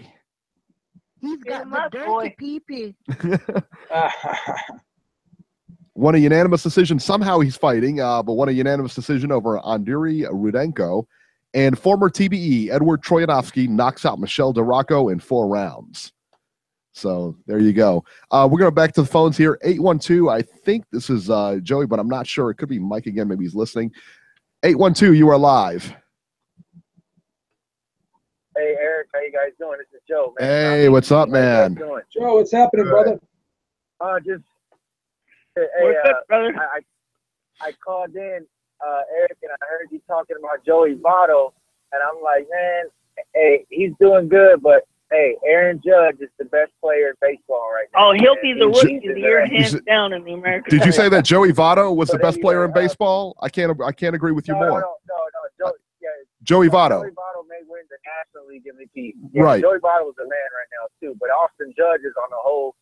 Joey Votto is probably going to be the National League MVP, and I think Judge will be the American League. But they're both great players. You talking about the Yankee rookie or whatever? Yeah. Yeah. Yes. He aspires. He aspires Yeah, to be a he's like Cincinnati Red, 6'7", man. and he can only dream about being like the Cincinnati Red, Joey Votto or Zach Cozart, who were on the All-Star team, made the All-Star team from this great city of Cincinnati. Hey, Eric, but Judge won the votes out of any baseball player in baseball. He broke records. Like, he was the #1 All-Star vote getter. We got to give him that. Everybody knows those things are rigged. It's fake numbers. Everybody knows about that. No question about it. No, man, but let me get back to boxing, though. Let me just say this, guys. I look at it different, man. As a fan, all I can control is, like, I can't control, like, judging and none of that stuff. Now, I can voice my opinion and get bitter and upset about it. I'm choosing to go a different route, man. I'm tired of, like, getting upset over these calls or whatever. The one thing that got me excited about the whole event yesterday was the expectations coming into this fight were like, oh, man, it was going to be a wash. Nobody's going to watch it. It's a horrible matchup.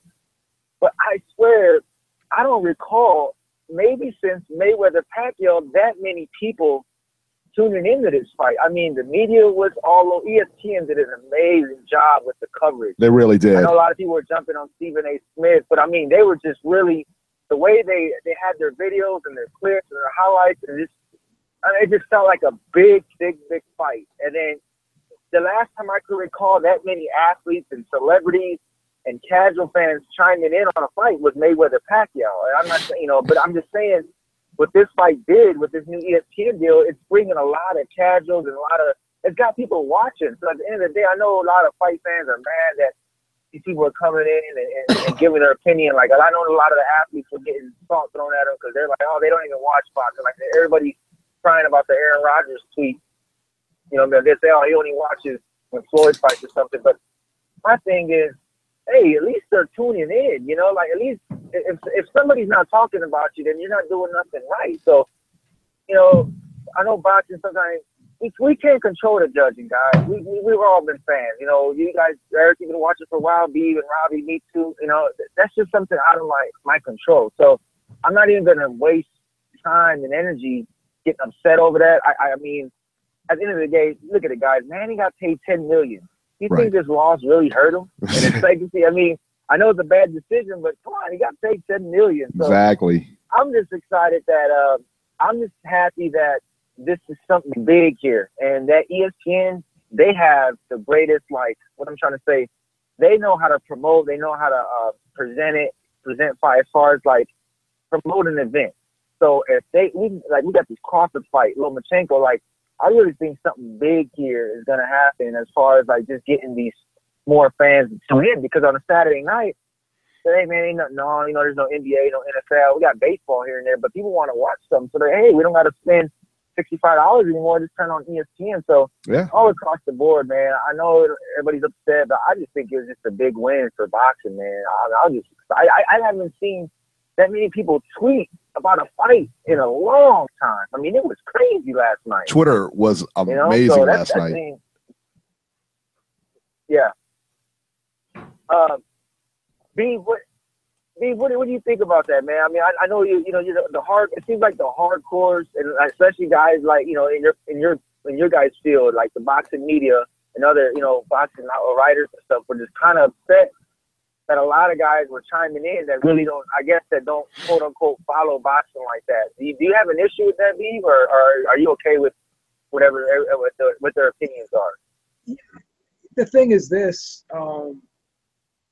I agree with you. It was good that a lot of people were talking about the sport, but people were coming off. They were making statements, and they were coming off as if they really watched, like guys that just watched the sport casually or sparingly were coming off, and they were, voicing their opinions as if it was gospel, and no one could disagree with it. And a lot of it was groupthink. I think a lot of these sports people were listening to what Stephen A. Smith said, we're listening to what Teddy Atlas said, and they were tweeting out graphics of the punch stats. So yeah, I mean, they were interested in the in boxing. They were giving the sport of boxing attention, but they were also kind of spewing things that really weren't definitive things to spew. Like, they were speaking and voicing opinions as if it was gospel, and they were influencing other people. And then people were just, parroting what they said and going back to what Stephen A. said, what Teddy Atlas said. So I don't think we educated anyone. I don't think we basically promoted independent thinking last night. But what we did do was we had people talking about the sport of boxing, and if whether we like what they said or not.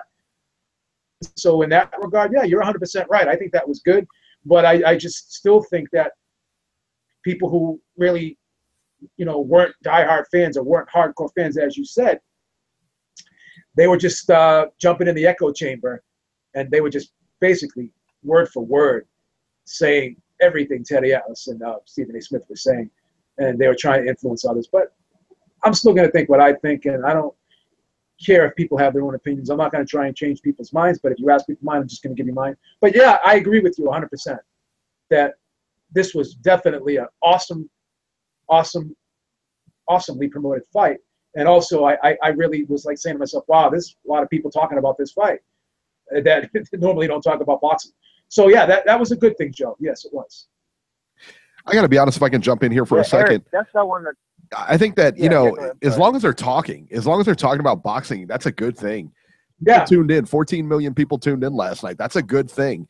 I don't care if they love the decision or they hated the decision. They're talking about it. That's what we do. I mean, like it or not, like it or not, you're going to come back and watch it next time now, because so many people were talking about it. Hey, let me tune in. What were they talking about? I think it's great.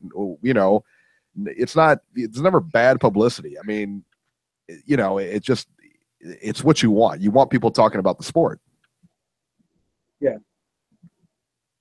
Yeah, Eric, that's what I was going to say. Like, I received maybe about 4 or 5 text messages from friends that are, they're my wrestling friends, or my NBA friends, or my baseball friends, or fantasy football friends. They don't even watch boxing.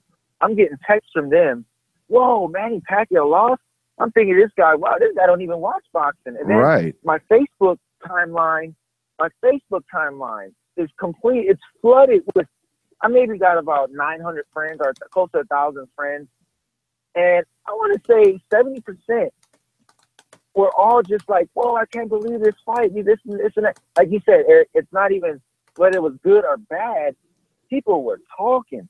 So that means the demand is going to be high. And now that even Joe Tessitore said, hey, we got more coming. We got Lomachenko coming, Crawford coming. So this can start something new. And the best thing about it, guys, you don't got to pay for it, $65 for it. So like I said, man, to me, what I can control is watching it, cheering on fighters, and I'm talking boxing with my friends. I'm not going to fall back into crying over the judging and all that and decisions. I mean, it's happened for so many decades, and it's going to happen again. So I'm just happy. I really think, man, boxing is picking up that momentum again. And it's not normal like this in the summer. Normally, boxing will die off in the months of like July and heat up again like in September. But that ball's rolling, you know. So I mean, people can say what they want about boxing as negative, but it's coming on strong, big time. So that's kind of my cue for the night, guys. But man, Eric, happy belated birthday! Thank you, sir. I just had a birthday, and Robbie, man. It's hard for me to like you anymore with your Warriors just keep getting better and better and better, man. But you're still my boy, man. Hey, we have to defend our title, brother. So you got to get better and come after us, you know. Let me just get an all-star team together, and there's a big all-star team over there. There you go. Joe, you're a breath of fresh air, Joe. You know, you're the half full guy, and I love that about you, man. You're optimistic, and I love that about you. Yep. There it is. Thanks, man. Thank you, man. Hey, guys, you guys take care, and you guys have a great evening. I'll talk to you soon. Awesome, man. All right. Thank you for calling, See you later, man. Joe. Awesome Good call, Joe. Joe's always got good calls, man. That's right. I love listening to him talk about the sport of boxing. He's a true fan of the sport. He loves boxing. For sure. That's right. All right. He went to Louisville. Remember? You know, he went to that show. That was yeah, cool that Evander Holyfield card. Yeah, that Holyfield. He always says good things about the sport. Yeah. So I give him credit for that. There you go. All right, let's talk about the upcoming fights, which is barren, to say the least. Yeah. July 8th on Robbie's favorite station, BN Sports in Espanol. Moises Fuentes versus Ulysses Lara. That's July. What is that? A Friday, Robert? That's a Saturday. Saturday. Okay. Moises Fuentes versus Ulysses Lara. 10 rounds flyweights. From London, you can catch us on maybe Sky Sports or Box Nation. Bradley Skeet versus Dale Evans, 12 rounds for Skeet's British welterweight title. And it's got on here Huey Fury, but he's not fighting. He's fighting later on. I'll tell you about that more. Tell you more about that. Yep. In the 8th of Saturday, so that breaks us out into Monday, July 10th. Denis Lebedev versus Mark Flanagan, 12 rounds for Lebedev's WBO cruiserweight title. Now you'll probably have to catch it on Sunday because there's that delay. You know, it's like they're in Russia. They're fighting in Russia. So right. Dmitry Mikhayenko versus Quadrillo, and I can't pronounce this guy's name. I can't even give it that try here. Like Badakarakswov. Okay. I don't know. 12 rounds welterweights. Can't wait till I watch that. All right. And that's it. So hardly any fights there. The landscape is barren, to say big drought. We have a big schedule next week, so. Yeah. So there you go, man. All right. So now let's go to the news and rumors here. Andre Ward in discussions to fight Tony Bellew. Beeb, I like this fight. Eddie Hearn is on record stating that Andre Ward is very interested in fighting Tony Bellew. Is that a fight? Do you think that's a fight that comes off? I think it is, yeah, because Bellew's interested in it. And I heard the fight was going to be at heavyweight. And this is how crazy, you know, I'm not going to say Ward's crazy, but how crazy this situation is, because it wants to fight Bellew and try to get a victory. And I think Bellew's ranked now in the sanctioning bodies, if I'm not mistaken, because he beat David Haye. So go ahead, Robbie. What were you going to say? I was going to say, isn't Bellew still a cruiserweight champion? I mean, he's like Bellew for his title. I think he's in the process of vacating. But what I heard about this fight was if they fought, it would be at heavyweight. That's what I heard. Wow. Yeah, correct me if I'm wrong, anyone out there, but that's what I heard. And this it looks like Ward's trying to set himself up for a heavyweight title fight. I don't know if they're really serious about fighting Joshua, but as crazy as this may sound, I think the Parker fight would be a winnable fight for Ward. I think it'd definitely be a winnable fight for Ward. And this is a winnable fight for Ward too. I don't think it's an easy fight, but it's definitely winnable. So I don't hate the fight. As crazy as it may sound, I don't hate the fight, and I think Ward's tough enough and skillful enough that maybe he could hang with some of these smaller heavyweights. I love the fight. I love the fight. You really think Ward wins this, though? Does he have a chance here? I mean, did he lose to Bellew in the movie Creed?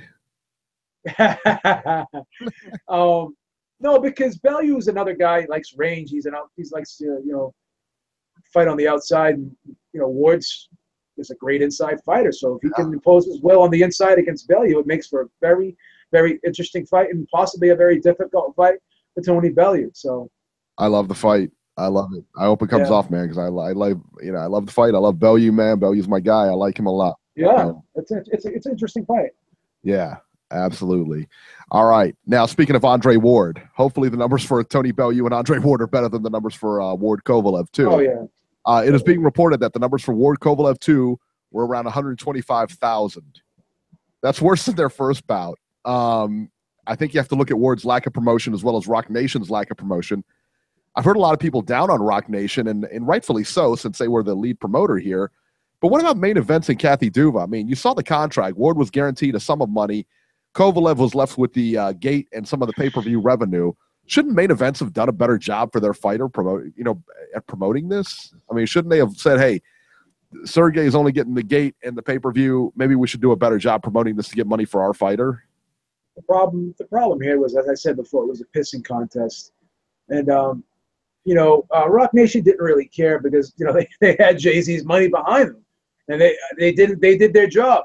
Their job was to take care of Andre Ward. And Andre Ward was taking care of him in this fight. 100%. Yeah. But, Sergey Kovalev was not. So Kathy Duva and main events had to go above and beyond. So the onus was on them because they didn't have the financial backing. So they had to go out and promote even harder than Rock Nation. They had to say to themselves, well, we can't worry about them not promoting this fight. We got to step our game up. So Sergey Kovalev needed to be, at these events, and he needed to do the face-up. He needed to, be at these interviews and whatever he needed to do. He had to go above and beyond. I know this doesn't sound fair, like I'm favoring the Ward side, but again, the money was already there. Everyone on the Ward side was taken care of, so there was no incentive for them to do more, really. Whereas again, Kovalev's purse was based on pay-per-view numbers, and so was Kathy Duva. Her money that she was making was based on pay-per-view numbers too. So there was no guarantee on their side. But so that's why they had to go above and beyond. And it's unfortunate because I don't agree with what Rock Nation did, but I understand why they did what they did, because they said to themselves, we're going to punish these guys because they didn't like them. And it was personal. And it was a personal quid. I'm sorry. But do you really think that's the case, though? I mean, because Rock Nation, the more money that the fight makes, if let's just say, for example, this thing does 2 million buys. Yeah. Don't they make a lot more money? They do, but I don't think they care. The sells out. I mean, I have a hard time. With that logic, though, because if to me, you make as much money on the fight as you can, not just stick it to main events. I mean, because if you're the lead promoter, this thing does 2 million buys. Clearly, it's not going to do that. But let's just say for argument's sake, it does 2 million buys. That gate sells out, everything like that. Yeah, Sergey gets a bigger payday. Maybe not a bigger payday than Andre because he's getting some of that too. I mean, but then you make money. I mean, and that's ultimately you're in the business for that. I mean, not just to stick it to a fighter. I think the objective here was to get the win and make money on future fights. The basis here, in my opinion, was to make Andre Ward look good, get him the win, get him an impressive win, and then you have the bigger money fights out there, like with Tony Bellew, with maybe a heavyweight down the road, unification with Stevenson. So in other words, they knew that this was a tough sell from the jump anyways, and they just took the guaranteed money up front, and they didn't go out of their way to do anything special. Whereas, I agree with you, from a business standpoint, it really doesn't make sense because you want to do your best and you want to try to maximize your revenue regardless of the situation.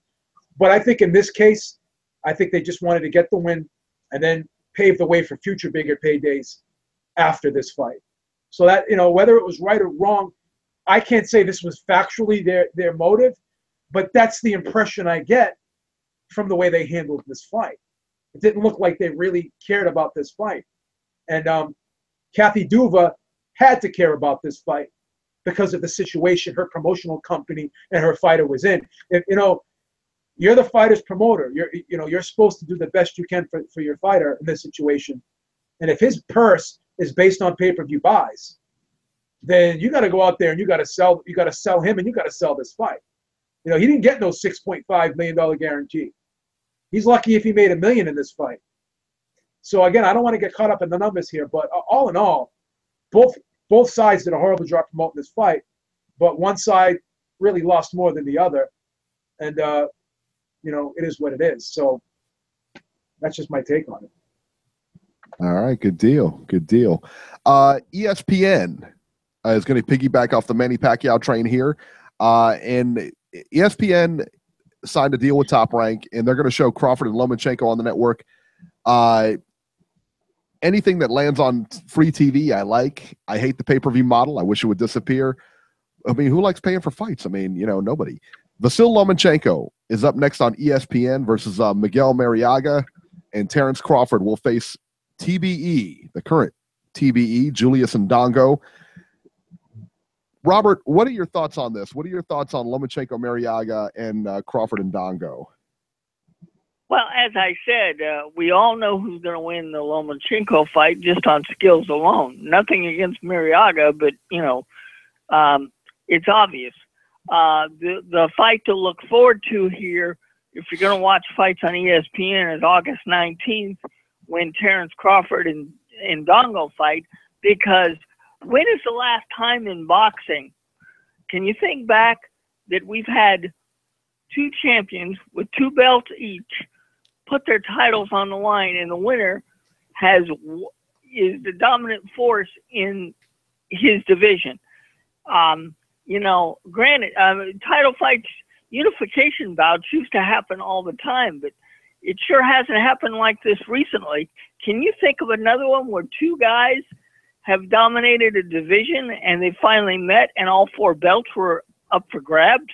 I think this is great for boxing, and I hope this is the beginning of more type fights like this, and it's great that we don't have to pay for it. I'm looking forward to seeing Lomachenko, but I have an idea how that's going to turn out. But I'm really looking forward to Ndongo and Crawford, because even though I think Crawford will win, I'm looking forward to watching Ndongo, because twice now he's been in the ring with other champions, and we thought he had no chance of winning, and he won both of those fights. So maybe he's better than a lot of us think he is. So and I've never been able to see him, so I'm looking forward to that.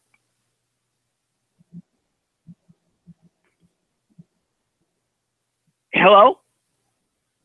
I think it seems like his connection may have went down. Okay, But, I'm glad you're with me, Beeb, but what do you think about those comments? No, I mean, again, he had to step away for a second. Okay, I got you. Okay.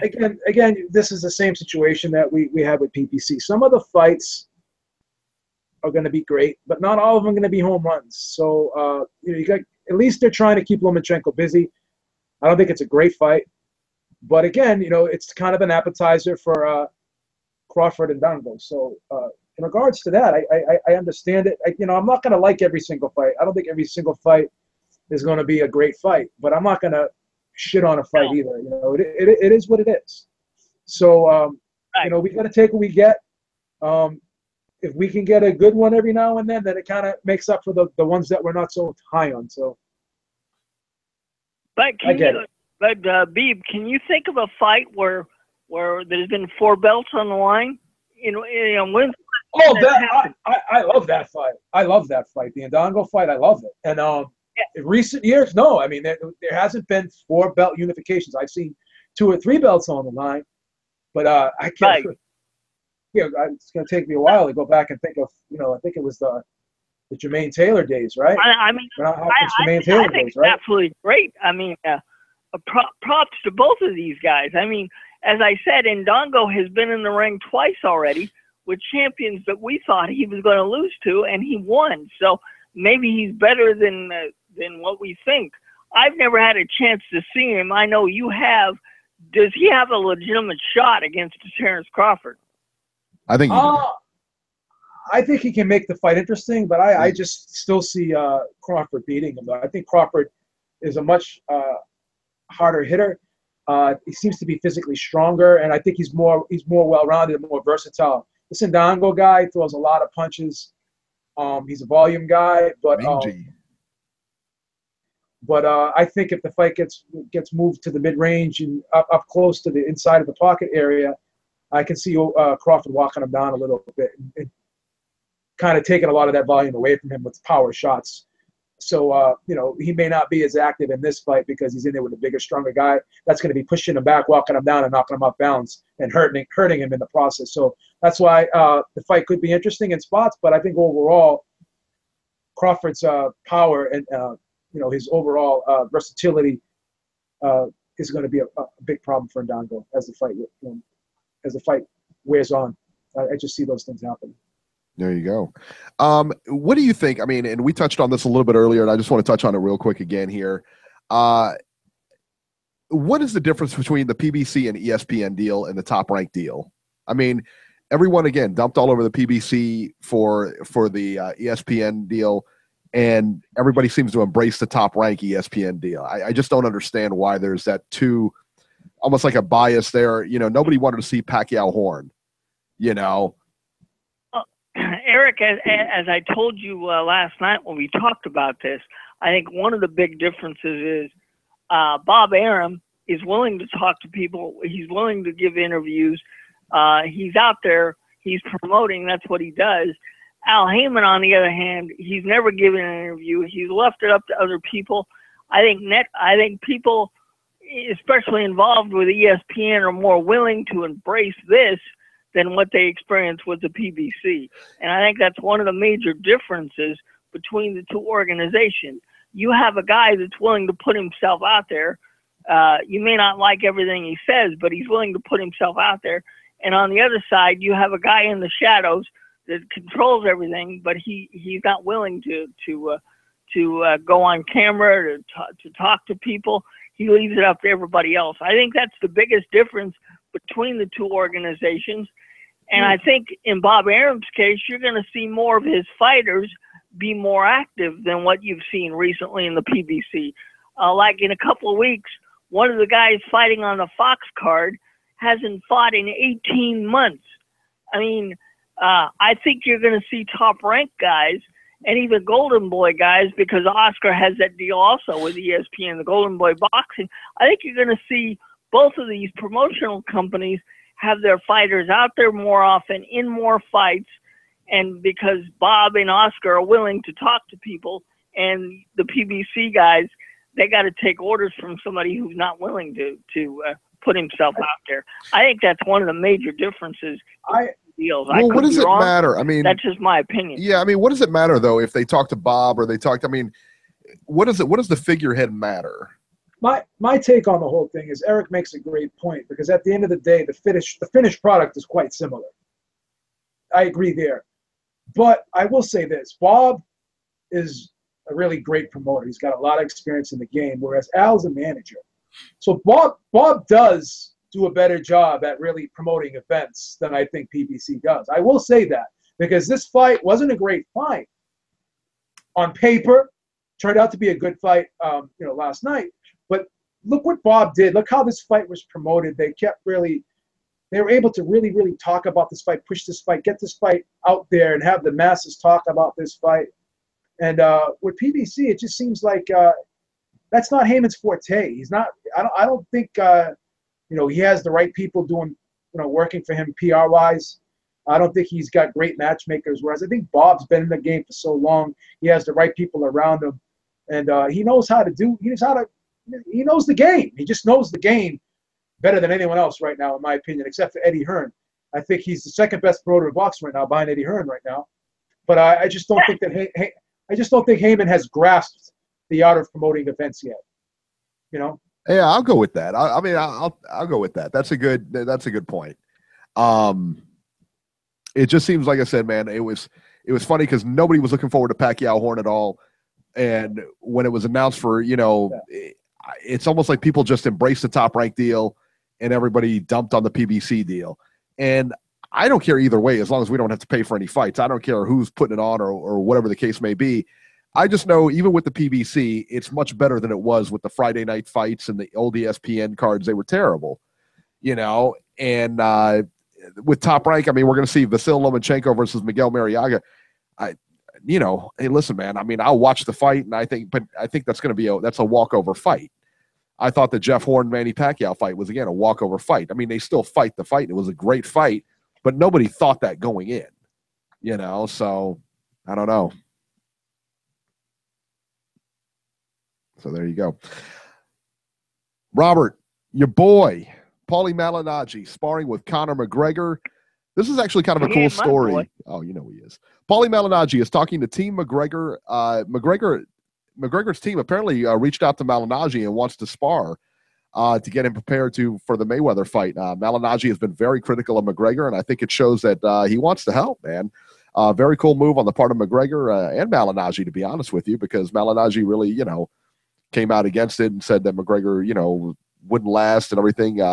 Still not going to change the outcome. I don't care who's helping him, but it shows that he's interested in winning. Beeb, what do you think about this?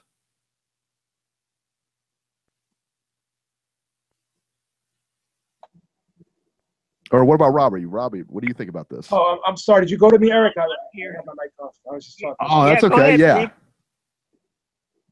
Oh, what did you ask me, Eric? I apologize. What do you think about Paulie Malignaggi sparring with Conor McGregor and Conor's team kind of reaching out for this? I don't know. It's kind of interesting that Paulie was talking about wanting to fight him in the first place. So I guess from an analytical standpoint, I'm sure he must respect Paulie Malignaggi and think that he's a smart guy. So I don't think Paulie Malignaggi fights anything like Floyd Mayweather, but I don't know. Maybe it's more of a for instructive purposes, and because Paulie is just so versed in the game, so well versed in the game, maybe from that aspect. But it's kind of odd. I think caught me off guard a little bit. Yeah, me too. To be honest with you, I thought it was kind of cool that McGregor kind of put himself out there and says, "Hey, I need the help," and goes against a guy, goes to a guy that was really trashing him, So interesting. Beeb, it's time. Brianna, you want to do the train wreck? You ready? Hurry up if you want to do it, because I'm going to do it if you don't get here. Go ahead. Chugga, chugga, chugga, chugga, choo choo. Good job. Good. Very good, man. Very good. There you go. All right, so a sad story this week in our train wreck of the week. J.C. Chavez, Julio Cesar Chavez Sr., his brother is killed in a robbery. This was awful, man. Boxing legend Julio Cesar Chavez's brother, Rafael, was murdered in Mexico during a botched armed robbery. According to a Sinaloa state prosecutor, the two men entered Chavez Culiacan home Sunday night and demanded money. One of the men was armed. During the robbery, Chavez resisted and was shot and killed in front of his family. Just an awful story, man. I mean, why would you resist it? I mean, and I could see it. I mean, you don't want things taken from you and everything like that, man. But yeah, that's awful. Awful. So there you go. That's our train wreck of the week. Joseph Parker.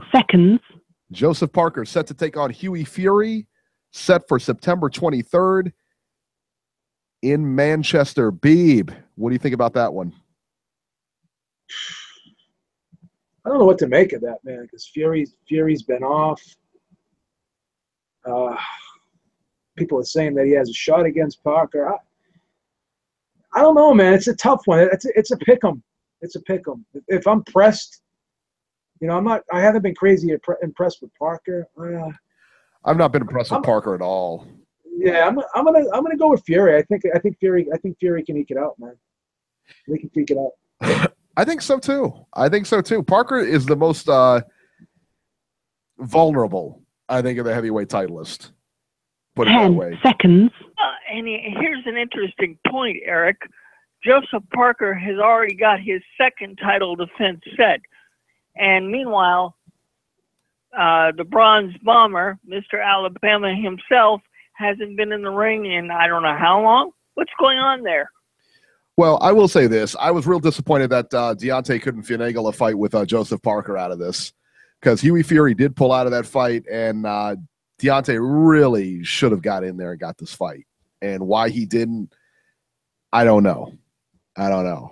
So, yeah, not good. Victor Ortiz versus Saul Corral, set for July 30th. I can't wait to not watch that. And Jamal Charlo versus Jorge Sebastian Hyland, set for July 29th. I believe that's the undercard of the Bronner fight. I like this fight. Yes, that is. What do you think of this fight, Robert? I think it'll be a good fight. I expect Charlo to do well and win. Yeah. Champ Ross is in the chat saying Wilder has been saying he's a big announcement for the past month. And yeah, I remember that on Twitter. He's putting it out there. He's got a big announcement, this, and this, and yeah, same stuff. Nothing. Yeah, well, we're going to keep on waiting until he puts something out there. All right, let's go back to the phones. 718, you're live. How you doing? Good evening, gentlemen. Happy 4th of July. Hey, how are you, man? Suleiman. Fine. The fight was pretty good. You know, the kid came in. He trained. He threw a lot of punches. Right. He wasn't deterred by the style and the aggressiveness of Pacquiao. He also locked down the 9th round because Pacquiao was catching him with some good shots. And he bit his tongue. Kept fighting. And won the fight. At the end of the day, he won the fight. He did good. He did good against a champion like that, right? And I think, in my opinion, he should defend that belt in Australia only. Try to create a venue there. Everybody was saying that that's going to become a hotbed there. So defend that belt there a couple of times. Try to build up maybe like Anthony Joshua or something. And then see if he could get a couple of guys that want to fight over there, like Jesse Vargas, Saddam Ali, and then try to unify. And then if Pacquiao insists on unifying, making a rematch, then fight him in Australia one more time. But I think Pacquiao should just hang it up right now. Even though he got a rematch clause, he don't have to use it. Well, also, I'm going to. Well, he's going to use it? Yeah, that's what it sounds like. Oh, but in a way, he doesn't need it. He he's been in the limelight way too much, and also to change the subject a little bit, why they don't make this fight Bermane Stiverne against Luis Ortiz, and then from that throw him against Wilder. Put those two guys together. And then from there, put one of them against Wilder, and then try to push a unification bout. And also this guy, Parker's a pretty good boxer. If Parker could jab and box, maybe he could hang with those guys. But if he tries to slug and with those other champions, he's gonna get knocked out. If he gets through Fury, Fury has to box.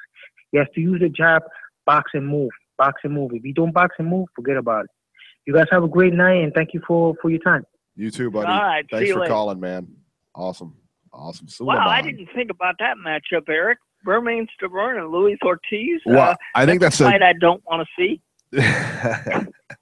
Well, you know what is that Stiverne is actually the mandatory for Wilder, and why they haven't put that fight together yet? Why they haven't put that fight together yet? I have no idea because look, man. Wilder is just kind of there. He's not really doing much, so I don't know. I don't know what you do with him. What do you do at that point? That was my point when you commented about the Parker fight, because here Joseph Parker he's already scheduled 2 title defenses, and what is Mr. Alabama doing? Eating too much barbecue? What's up here? what are you doing? Oh, it's terrible. That's terrible. We may have gone to this number before, but I'm not 100% sure. Out of Chicago, it looks like 773. 773, you're live. I don't think we did. Hi, guys. Hey, what's up? No, we did not. All right. Hello, is this It's Dale? Dale. Hey, Dale. All right. It's Dale, yeah. Very good, man. Very good. How are you guys? Yeah, I came in a little late, you know. That's all good, man. You're here. Home Depot, what have you. Yeah, right on. No, thanks for taking my call, and I just wanted to check in and touch on some of the fights. But I did catch you guys talking about the ESPN deal, which I'm with you, Eric. I'm all for I applaud the deal. I'm all for not paying for fights. Absolutely. But there's a little double standard there. And Robbie, points taken, but I think it's great for hey, have them both. I think it's awesome. So, yeah. PBC, they deserve their criticism of certain things, but I hope it works out and for them too. But an extra wrinkle with them too. You know what? The Fox fights, the CBS fights, not only are those free to anyone with basic cable, all you need is a digital antenna.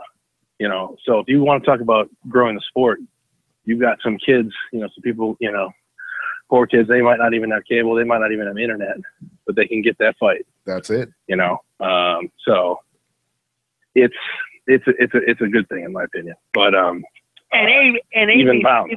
ABC is supposed to be involved in this deal at some point, but we don't. That's the one thing we don't know when that's going to happen.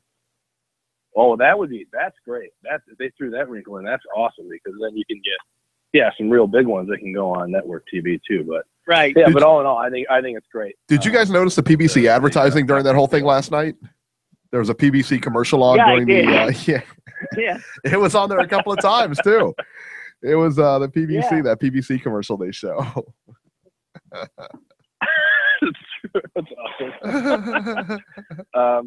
But yeah, I guess I'm sure you covered it, but I know you covered it, Eric. The Toledo fight, the bounce card. The Robert Easter Shafikov. Yeah. How did you have that one? How did you have that one working out? The Ohio Commission judges fight. Well, it was that, and then Javante Clark was the same way. His fight was, they had him winning all but one round, and that was the big one. Yeah, that was rough. That was rough. That one was. I actually was joking with somebody on Twitter when I was watching that. When I saw that score read, I was like, Did Adelaide Bird fly out for this one? Because that was really, her and CJ Ross, that was really something. Yeah. No, I had Easter. I had Easter up. Yeah, I did too. By a round, but it was close. Very close fight. That one card was like, dude. Two cards, 120 to 108 or 120 to 109 or something like that. That was ridiculous. Yeah. Yeah, it was like, come on, man. Yeah, that was nuts. At least don't make it that obvious. That was good. No. Hey, right, exactly. And then the JRX fight, whatever. Getting back in there, but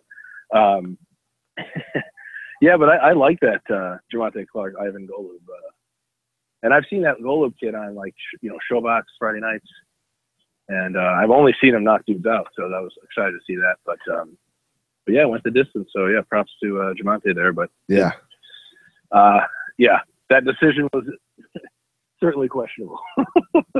yeah, but, that was so it goes in boxing.